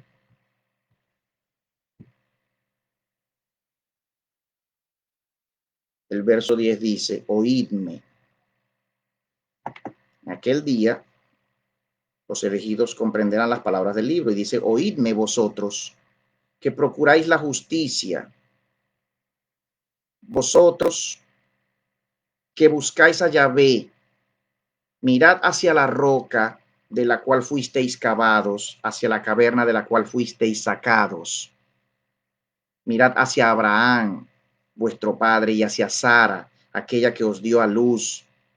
Él estaba solo cuando lo llamé, mas yo lo bendije y lo multipliqué. Yahvé consoló a Sión, consoló todas sus ruinas. Él transformará su desierto en un Edén y su soledad en un jardín. Ya vamos a llegar a los versos que hablan de la resurrección, que es lo que quiero mostrar acá con este capítulo, de cómo será la resurrección de los muertos y el levantamiento de los vivos, y en qué momento y cuándo y cómo y dónde. Mas yo lo bendije y lo multipliqué. En ella encontrarán gozo y alegría, cánticos de acción de gracias y sonidos de música. En aquel día los redimidos mirarán hacia el humilde beduino que liberó de la caverna el vaso de Abraham y cantarán con alegría. Cuán bellos son sobre los montes los pies del mensajero que anuncia la paz, del que proclama buenas nuevas y anuncia la salvación, del que dice a Sión, oh, tu Dios reina, porque Yahvé consoló a su pueblo, él redimió Jerusalén. Yahvé descubrió su santo brazo a los ojos de todas las naciones, y todos los extremos de la tierra verán la salvación de nuestro Dios. Atento con el verso 13 y a partir del 13 hasta el 19. Durante 6 años, toda la humanidad, 6 años, iluminada por la mayor revelación del amor y de la justicia de Yahvé, tendrá oportunidad de romper con el imperio del pecado, uniéndose a los hijos de Israel en su marcha de purificación y restauración del reino de la luz. Entonces acontecerá que todos los sobrevivientes de las naciones que marcharon contra Jerusalén subirán año tras año para postrarse delante del rey Yahvé de los ejércitos y para celebrar la fiesta de Sucot. Y acontecerá que aquella de entre las familias de la tierra que no suba, esto lo dice Zacarías también, y no venga, atraerá contra sí misma la plaga con la que Yahvé herirá a las naciones que no suban a celebrar la fiesta de Sucot. Durante este tiempo se estarán dando las trompetas, ¿no? El inicio de las trompetas que comienzan ya en el primer año de la gran tribulación, después de la firma del Tratado de Paz y Seguridad, de la guerra que ya va a comenzar. El séptimo sello que abre las 7 trompetas, ya lo hemos visto. En aquellos años de oportunidad sonará por todas partes del mundo el último convite, la última invitación de misericordia, en un intento porque todos los pecadores se arrepientan y se unan en una eterna alianza con Yahvé. La última gran cosecha, el último gran avivamiento mundial sucederá durante estos años que ya vienen, después de la guerra que ya viene.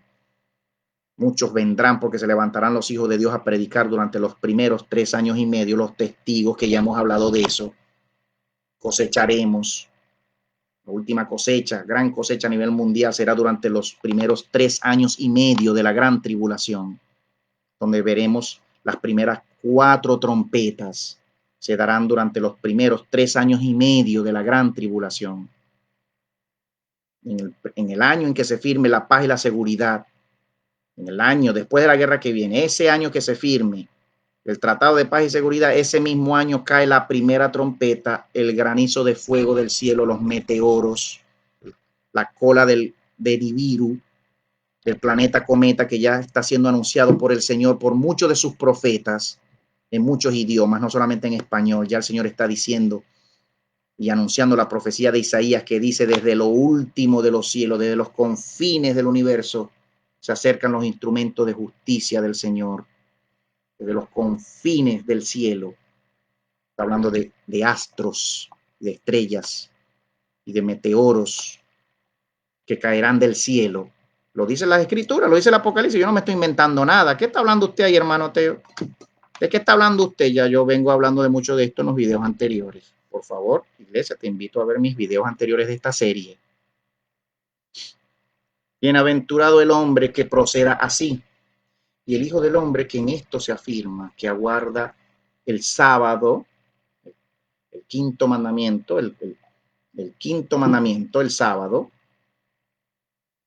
que guarda el sábado y no lo profana,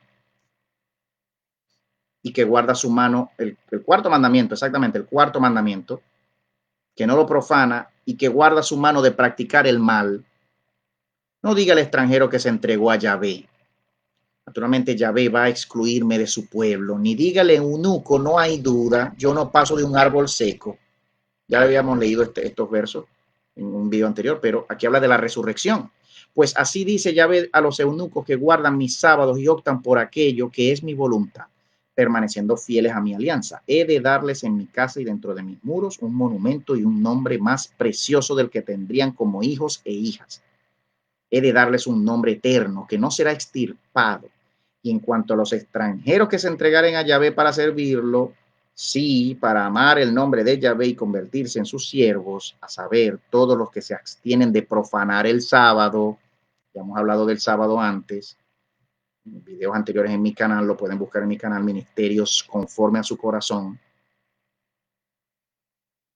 y que se mantienen fieles a mi alianza, yo los traeré a mi santo monte y los cubriré de alegría en mi casa de oración.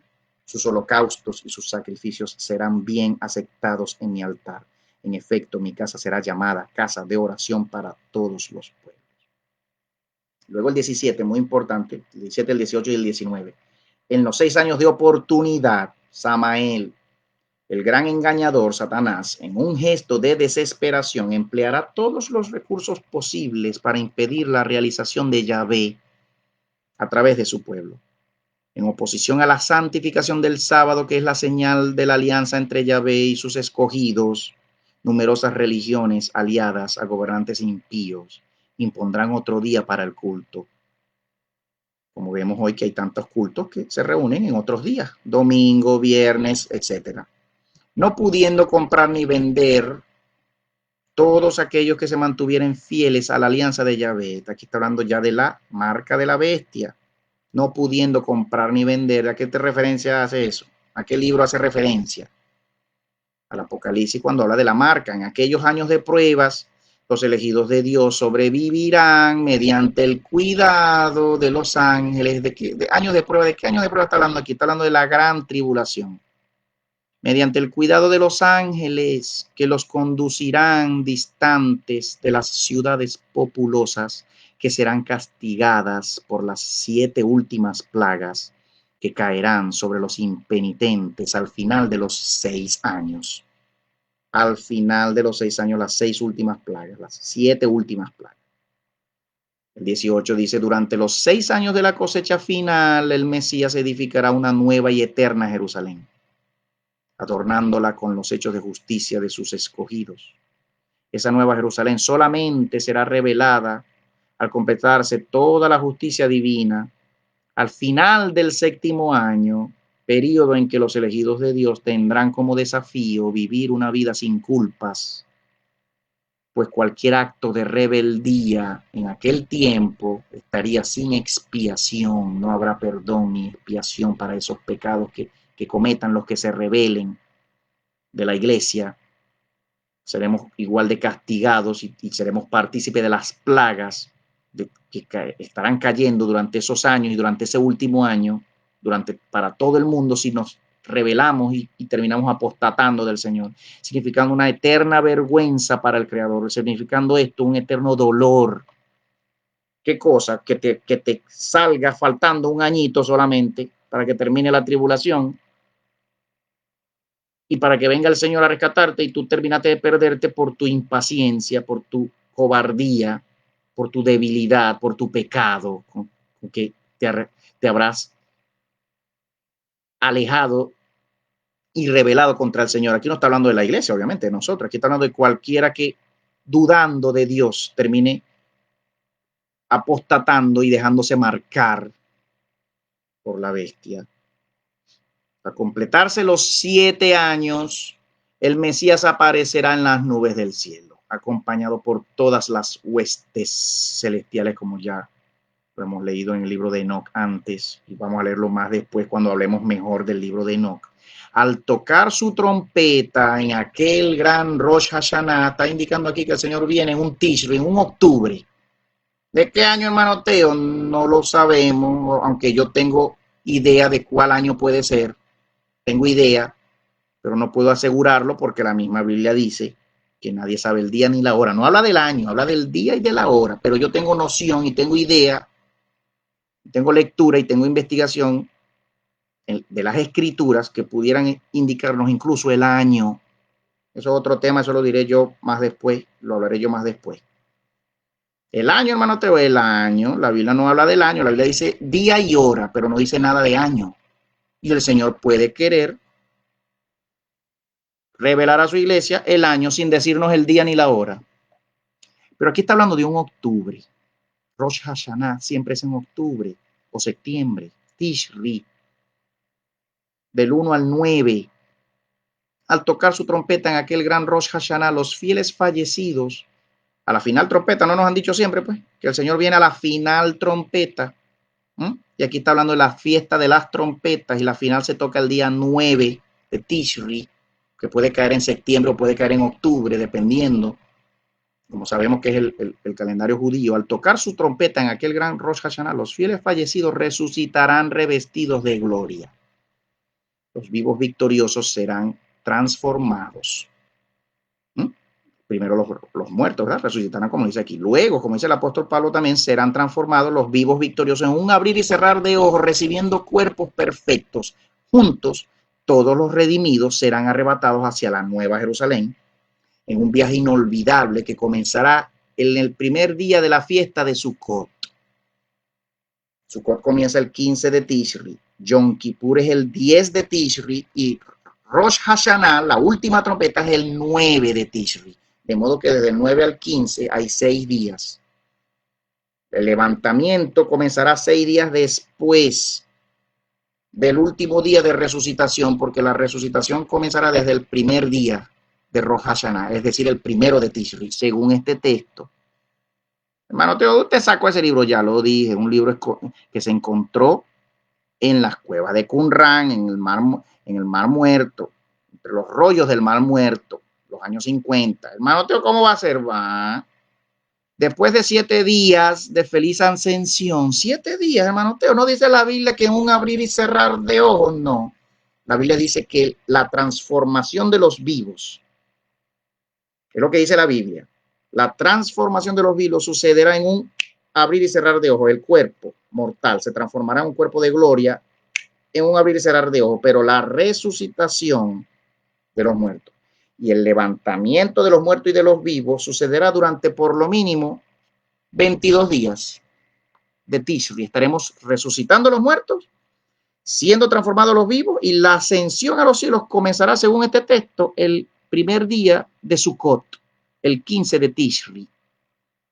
Cae o en septiembre o en octubre de algún año muy pronto. Después de 7 días de feliz ascensión, durante 7 días estaremos subiendo. Nos verán, los malvados nos verán subir, llegarán a la ciudad santa para conmemorar delante del trono el 8º día de la fiesta. Como si fuese un sueño, los rescatados del Señor entrarán en la ciudad santa, encontrando a su lado norte el jardín del Edén, como lo dice el libro de Enoc. El libro de Enoc cuenta que el jardín del Edén está al norte del paraíso, es un jardín, es un huerto. A ese huerto se le llama Edén, y es un huerto al norte del paraíso, del tercer cielo, que habla la Biblia, que habla el apóstol Pablo y que habla el libro de Enoc, en medio del cual se eleva el monte Sión, el lugar del trono de Yahvé. Coronados por el Mesías, los redimidos entonarán el cántico de la victoria, haciendo vibrar por todo el espacio los acordes de sus arpas, laúdes y flautas, como veía el apóstol Juan. Multitudes incontables cantando y adorando al Señor con toda voz y con todo instrumento de música. He leído textos, versos, iglesia, sobre cómo sucederá la resurrección, cuándo, cómo, dónde, en qué momento, cuánto tiempo durará. Luego de esta resurrección y este juicio entraremos en el paraíso, ya lo dije, el paraíso escondido, el Edén paralelo de Dios a este mundo, descrito por el segundo libro de Enoc, el segundo, no el primero, en el tercer cielo, te describe al paraíso, al Edén, cómo es, como también se describe el paraíso en el libro de Apocalipsis de Juan, el cual vieron los apóstoles, entre ellos Pablo, como se menciona en 2 de Corintios 12, he aquí yo conozco a un hombre el cual fue arrebatado hasta el tercer cielo. Pablo fue llevado al paraíso, que según el libro de Enoc está en el tercer cielo. Enoc corroborando lo que dice Pablo y Pablo corroborando lo que dice Enoc, como también se relata en el Apocalipsis 21. El paraíso se describe en Apocalipsis 21, los cielos nuevos y la tierra nueva. Cielos nuevos y tierra nueva juntos, cielo y tierra, una sola cosa. El cielo y la tierra serán un solo cielo y reino de Dios, a la vez que todos los malvados sufrirán eternamente por los siglos en los infiernos debajo de la tierra. En conclusión, si la tierra y los cielos serán destruidos, Iglesia de Jesús, ahora atentos acá a esta reflexión y esta conclusión. Si la tierra y los cielos serán destruidos durante la gran tribulación, como ya hemos visto, con las trompetas, los juicios, todo será destruido. La abominación desoladora que desolará a la tierra, la dejará desolada. La abominación está hablando de Satanás. Y como dice el libro de Daniel, vendrá el desolador junto con la multitud de las abominaciones. Vendrá el desolador, dice Daniel.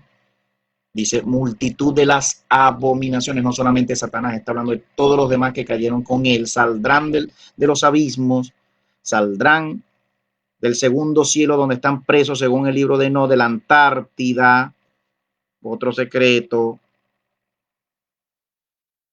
que no es el polo sur precisamente porque la Tierra no es esférica, la Tierra es plana y es circular. Otro secreto revelado en el libro de Enoch y en las mismas escrituras de la Biblia, iglesia. Saldrán del segundo cielo donde fueron echados hacia el sur, donde el arcángel Rafael apresó a Azazel y a todos los ángeles querubines que cayeron, los 200 millones de miríadas de los que habla el apóstol Juan en la sexta trompeta, están presos en la Antártida. Otro secreto, secretos masónicos que te estoy contando, sin ser masón los conozco. Y Dios me lo ha revelado y me lo ha confirmado por muchas fuentes. ¿Cómo es, hermano? Usted acaba de decir tantas cosas que usted está diciendo. Usted está loco ya. ¿Cómo va a decir usted que la tierra es plana? Que la tierra no es una esfera. Ay, iglesia, no hemos leído muchos libros. No hemos leído todas las escrituras que tenemos que leer. No hemos leído el libro de Enoch. No hemos leído otros libros más científicos que demuestran que la tierra no es una esfera. Que no hay polo norte, polo sur. Que el centro de la tierra, llamado polo norte, como lo dice el libro de Enoch, el centro de la tierra se encuentran los abismos de la tierra, donde está Satanás y sus 200 ángeles comandantes que cayeron con él, que es la entrada al quinto cielo, donde están presos Satanás y sus 200 ángeles comandantes que cayeron con él, como lo relata el libro de Enoch en el capítulo 6. Y ya luego la sexta trompeta, Gog y Magog, como ya lo he dicho en los videos anteriores, la sexta trompeta, de donde salen, desde abajo de la tierra, donde han estado atados por miles de años, Azazel.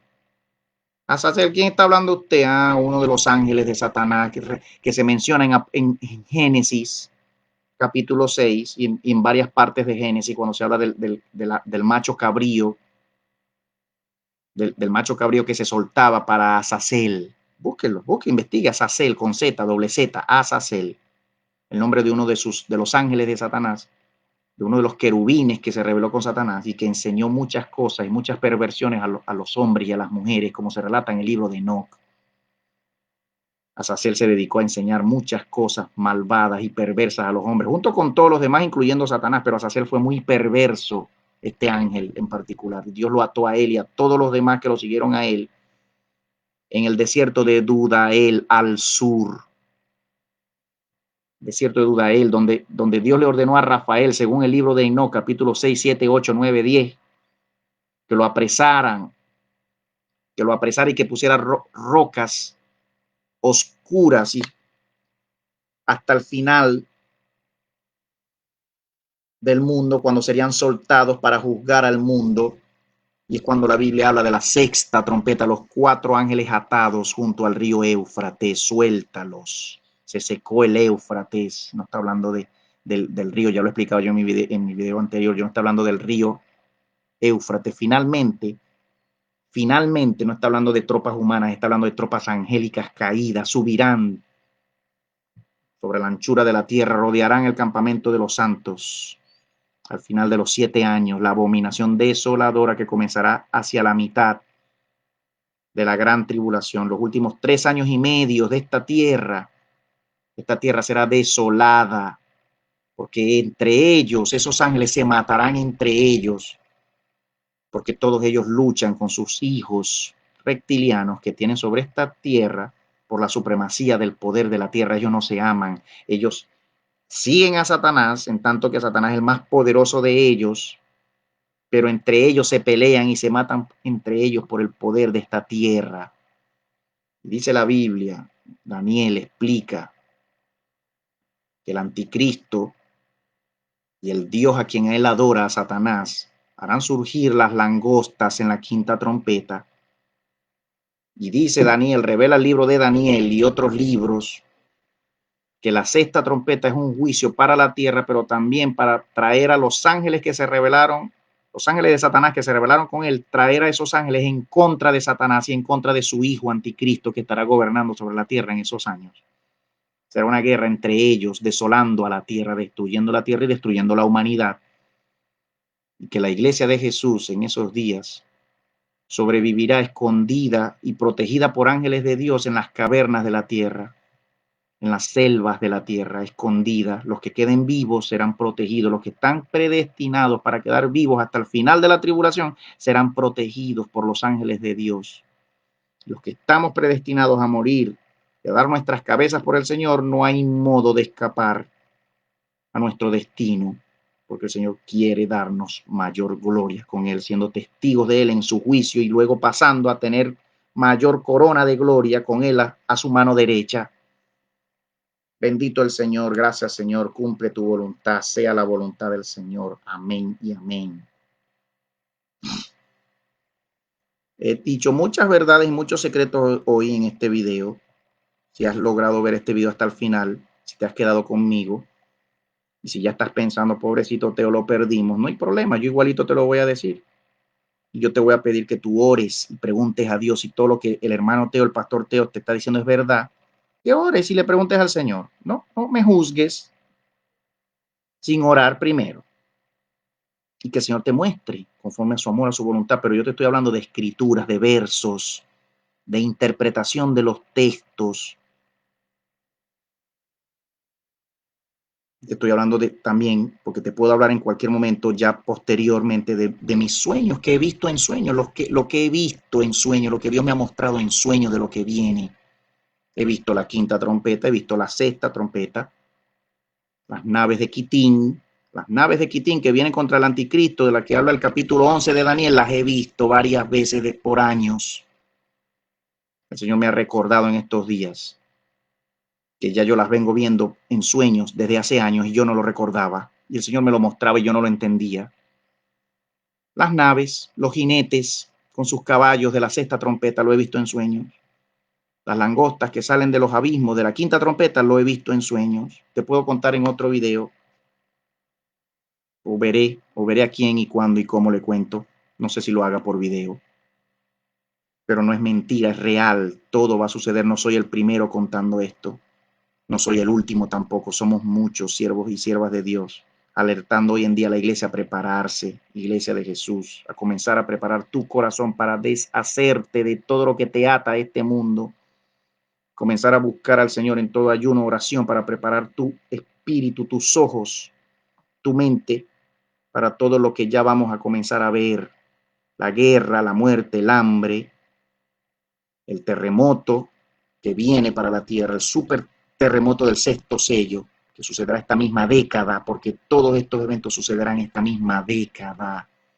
Nuestro Señor ya viene, Jesús viene, Maranata, el Cristo de Dios viene, y todos los que lo esperamos seremos revestidos de poder. Nos pondremos la armadura del Señor y el Señor nos pondrá su armadura para pelear literalmente contra las fuerzas del mal, contra los hombres perversos, mujeres perversas, contra todo brujo y bruja, hechicero, contra todo demonio que se levante contra nosotros con intención de matarnos. El Señor nos usará. Pero cuando llegue nuestra hora, si llega la hora, moriremos gritando el nombre del Señor, no moriremos como cobardes, huyendo y llorando, como huyen y lloran los cobardes. No somos cobardes, somos llamados a ser soldados de Cristo Jesús y a pelear junto con el Señor y sus ángeles santos en contra de la maldad de este mundo.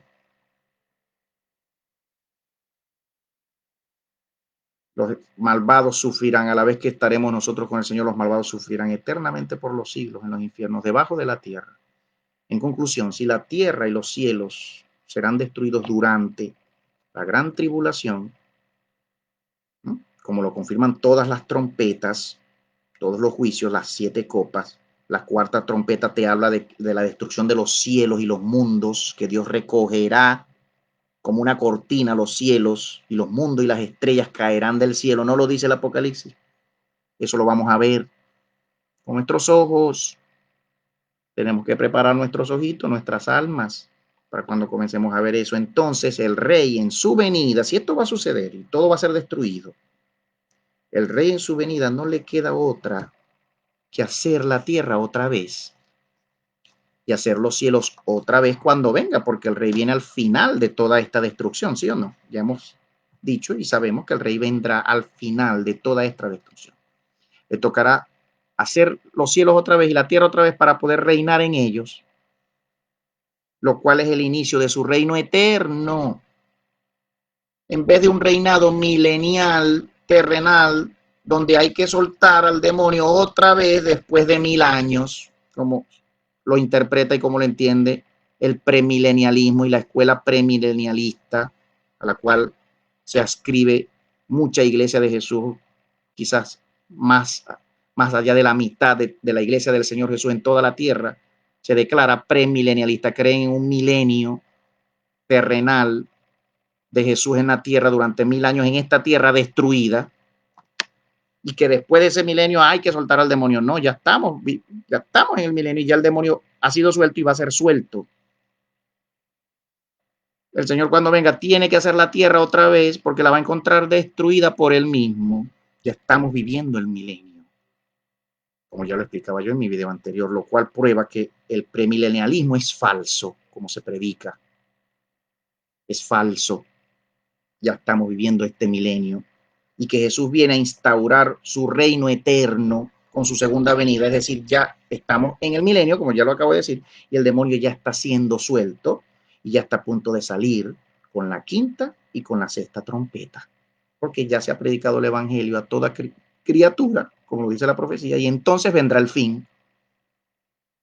De modo que las bodas del Cordero serán al final de todo, cuando entremos a la eternidad con el Señor, después de todos estos eventos, tal y como lo describe Apocalipsis 21, Apocalipsis 20 y Apocalipsis, el capítulo que habla de las bodas del Cordero, si no me equivoco, Apocalipsis 16, Apocalipsis 18. Me pasó aquí ponerlo. ¿Cuándo serán las bodas del Cordero entonces, hermano Teo? ¿Cuándo serán las bodas del Cordero? Antes o después de la gran tribulación. Las bodas del Cordero serán, obviamente, como ya hemos dicho, y como conclusión a todos estos que hemos hablado desde hace 11 videos atrás, las bodas del Cordero serán al final de la gran tribulación, cuando subamos con el Señor, resucitemos, seamos transformados, subamos todos, el Señor en las nubes nos recibe, el Señor termina de bajar con nosotros, salimos a recibir al Rey, las novias salen a recibir al Rey afuera, en la puerta de la casa, las nubes del cielo, invitamos al Rey a pasar a su casa, a su tierra. El Señor destruye a todos sus enemigos con la espada que sale de su boca, todas las huestes angelicales y de maldad. El Señor vendrá, las destruirá, ¿verdad? Con la espada que sale de su boca. Y luego pasaremos al juicio de Dios, al juicio con el cual comenzamos hablando este mismo video. Será echado todo el mundo a donde deba ir. Y luego entonces el Señor hará el cielo y la tierra nueva. Y es entonces cuando nos sentaremos por fin descansados y en paz a comer con el Señor, sin que nadie nos moleste, y a comer para siempre. Nadie va a creer que subiremos a unas bodas a casarnos con el Señor y estamos en medio de la fiesta y de la celebración y del amor que implica una boda y de la luna de miel de la boda, y todavía está el Señor pendiente de tener que ir a juzgar a los malvados que están destruyendo la tierra después de 7 años. Nos vamos a estar casando 7 añitos con el Señor, pasamos 7 años con el Señor, porque fuimos arrebatados y fuimos resucitados 7 años antes, ¿verdad? Al inicio de la gran tribulación subimos y estamos con el Señor. y estamos siendo felices y de repente el Señor nos dice, ay, adivinen que no podemos seguir esta fiesta porque tenemos que ir a juzgar a los malvados que están allá abajo. Cada quien móntese su caballo y sígame y cuando terminemos seguimos la fiesta. No, el Señor no va. ¿Quién es un aguafiesta así? ¿Mm? ¿Qué novio está pendiente de nadie cuando se está casando? Dígame usted. ¿Qué padre está pendiente de nada cuando su hijo se está casando? ¿Mm? El padre no está pendiente de más nadie. El padre está pendiente de su hijo y de su novia. ¿Qué novio está pendiente de más nada cuando tiene a su novia consigo? A su esposa ahora porque se casó.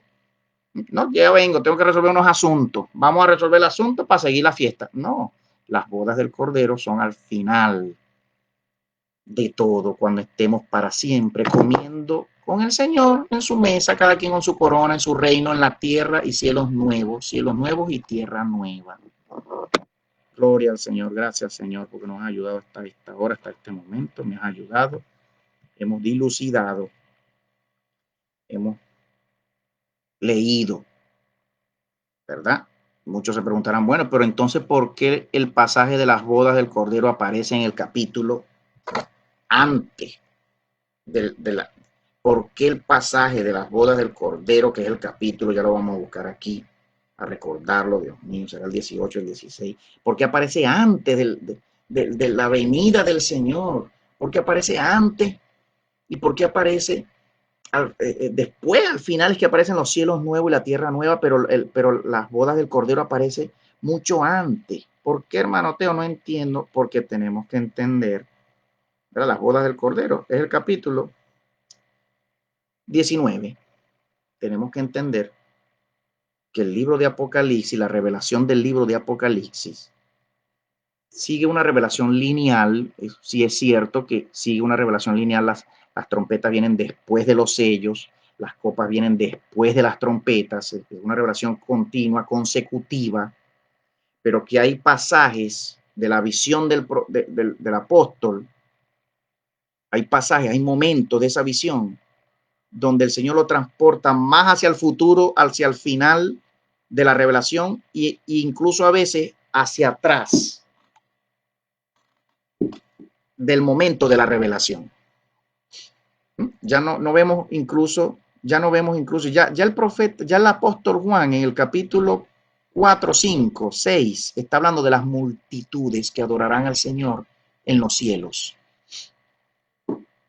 Claro, hay que diferenciar entre las multitudes del quinto sello, hay que diferenciar entre esos que claman al Señor por justicia en el quinto sello, hay que diferenciarlas a las multitudes de las bodas del Cordero en el capítulo 19, no es la misma multitud, los del quinto sello son los que ya murieron y claman por justicia, y el Señor les responde, ya va, que todavía no han muerto los que necesitan también morir y unirse a ustedes, en el quinto sello, y luego es que viene el sexto sello, y luego viene el séptimo con las trompetas, ¿se entiende? No son las mismas multitudes, pero cuando en cada pasaje del Apocalipsis donde el Señor ve las multitudes incontables, está hablando hacia el final, cuando ya estemos en el cielo nuevo y la tierra nueva, adorando al Señor. El Señor lo transportaba en momentos de toda la revelación, el Señor transportaba al apóstol Juan, ¿verdad? Hacia el final. En el capítulo 20, el capítulo donde habla de los decapitados, el milenio, el apóstol Juan veía a los tronos y a los que habían sido decapitados. Es decir, está siendo transportado, adorando, ¿verdad? Y cantaban. Capítulo 16, todos los capítulos donde ya Juan ve a la multitud adorando, cuando él dice que es multitud incontable, Juan estaba siendo transportado hacia el final, hacia el cielo nuevo y hacia la tierra nueva, viendo a todas las multitudes adorando al Señor ya en la eternidad con el Señor, ya habiendo pasado los juicios, ya habiendo pasado el juicio final, ya habiendo pasado la reconstrucción del cielo, la reconstrucción de la tierra. Ah, hermano Teo, ya entiendo entonces. Ya entiendo, sí, iglesia. Ya es hora de que entendamos todos. El Señor quiere que entendamos. Es la voluntad del Señor. Tenemos que seguir estudiando, orando. Y en esta hora, amigo y amiga, que estás conmigo y que te has quedado hasta tarde, ya son casi las 3 de la mañana, yo quiero pedirte que ores conmigo y oremos y demos gracias al Señor porque hemos terminado finalmente esta serie. El Señor nos ha ayudado, me ha ayudado y nos ha enseñado y que siga el Señor enseñándonos. Y puede usted compartir estos videos estos videos, ¿verdad? Puede usted compartirlos. Vamos a orar al Señor aquí. Señor, te doy gracias, te damos gracias, Jesús. Bendecimos tu nombre. Todo amigo, amiga que me has oído y que necesitas abrir tu corazón al Señor y no sabes cómo hacerlo, te cuesta sacar palabras todavía, no hay problema. Ora conmigo y pídele al Señor, conmigo, que tenga misericordia de ti. Señor, ven por mí, sálvame en esta hora. Pongo mi vida en tus manos, ayúdame, revélame, enséñame, perdóname, Señor, he pecado contra ti. Me he rebelado contra ti en muchos pecados. Limpia cada uno de ellos en mi vida. Sáname, sálvame, Señor, te necesito, te invoco, Jesús, ven sobre mí y a mi favor. Rompe mis cadenas, mis ataduras, mis opresiones, todo espíritu inmundo, sácalo de mí, sana mi corazón, sana mi vida, mi cuerpo, mi mente, mi alma. No borres mi nombre de tu libro, Señor, líbrame del mal. Prepárame para la batalla, Señor, para yo también pelear por ti, por tu nombre, como lo hacen tus ángeles santos que pelean por ti sin miedo ante el mal y ante los malvados de esta tierra sin temor. Te adoro, Señor. Adoro el nombre santo, eterno. Gracias, Señor. Confesamos que Jesús es el Señor y que vino en la carne. Yo confieso tu nombre, Señor, que viniste en carne a morir por mí en la cruz. Yo acepto a tu Hijo, Padre bueno. Te acepto, Jesús. Entra en mi corazón. Sé mi Dios, sé mi Salvador. Límpiame. Iglesia del Señor Jesús, Dios te bendiga, te ayude a entender todos estos misterios, nos ayude, nos enseñe cada vez más por sus palabras, por su escritura. Señor, ayúdanos a orar, prepáranos, yo oro por mí, por tu iglesia, Señor.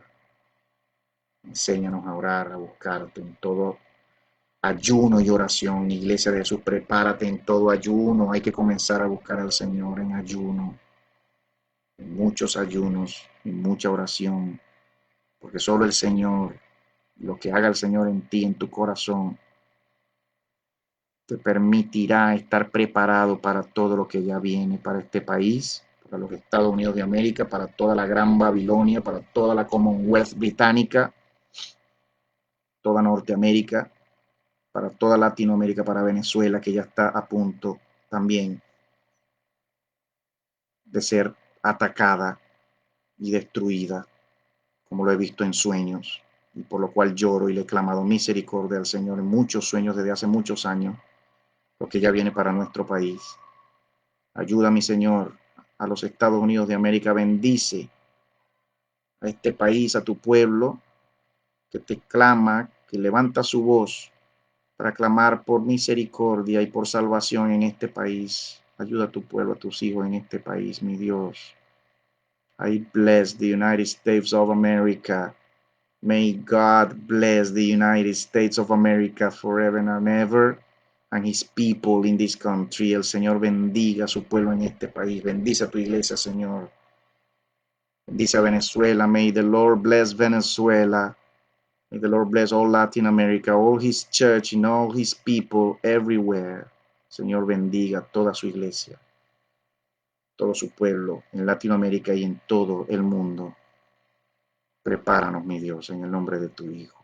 Iglesia del Señor Jesús, el Señor te bendiga hoy y siempre. Te mando un abrazo. Ponemos nuestro correo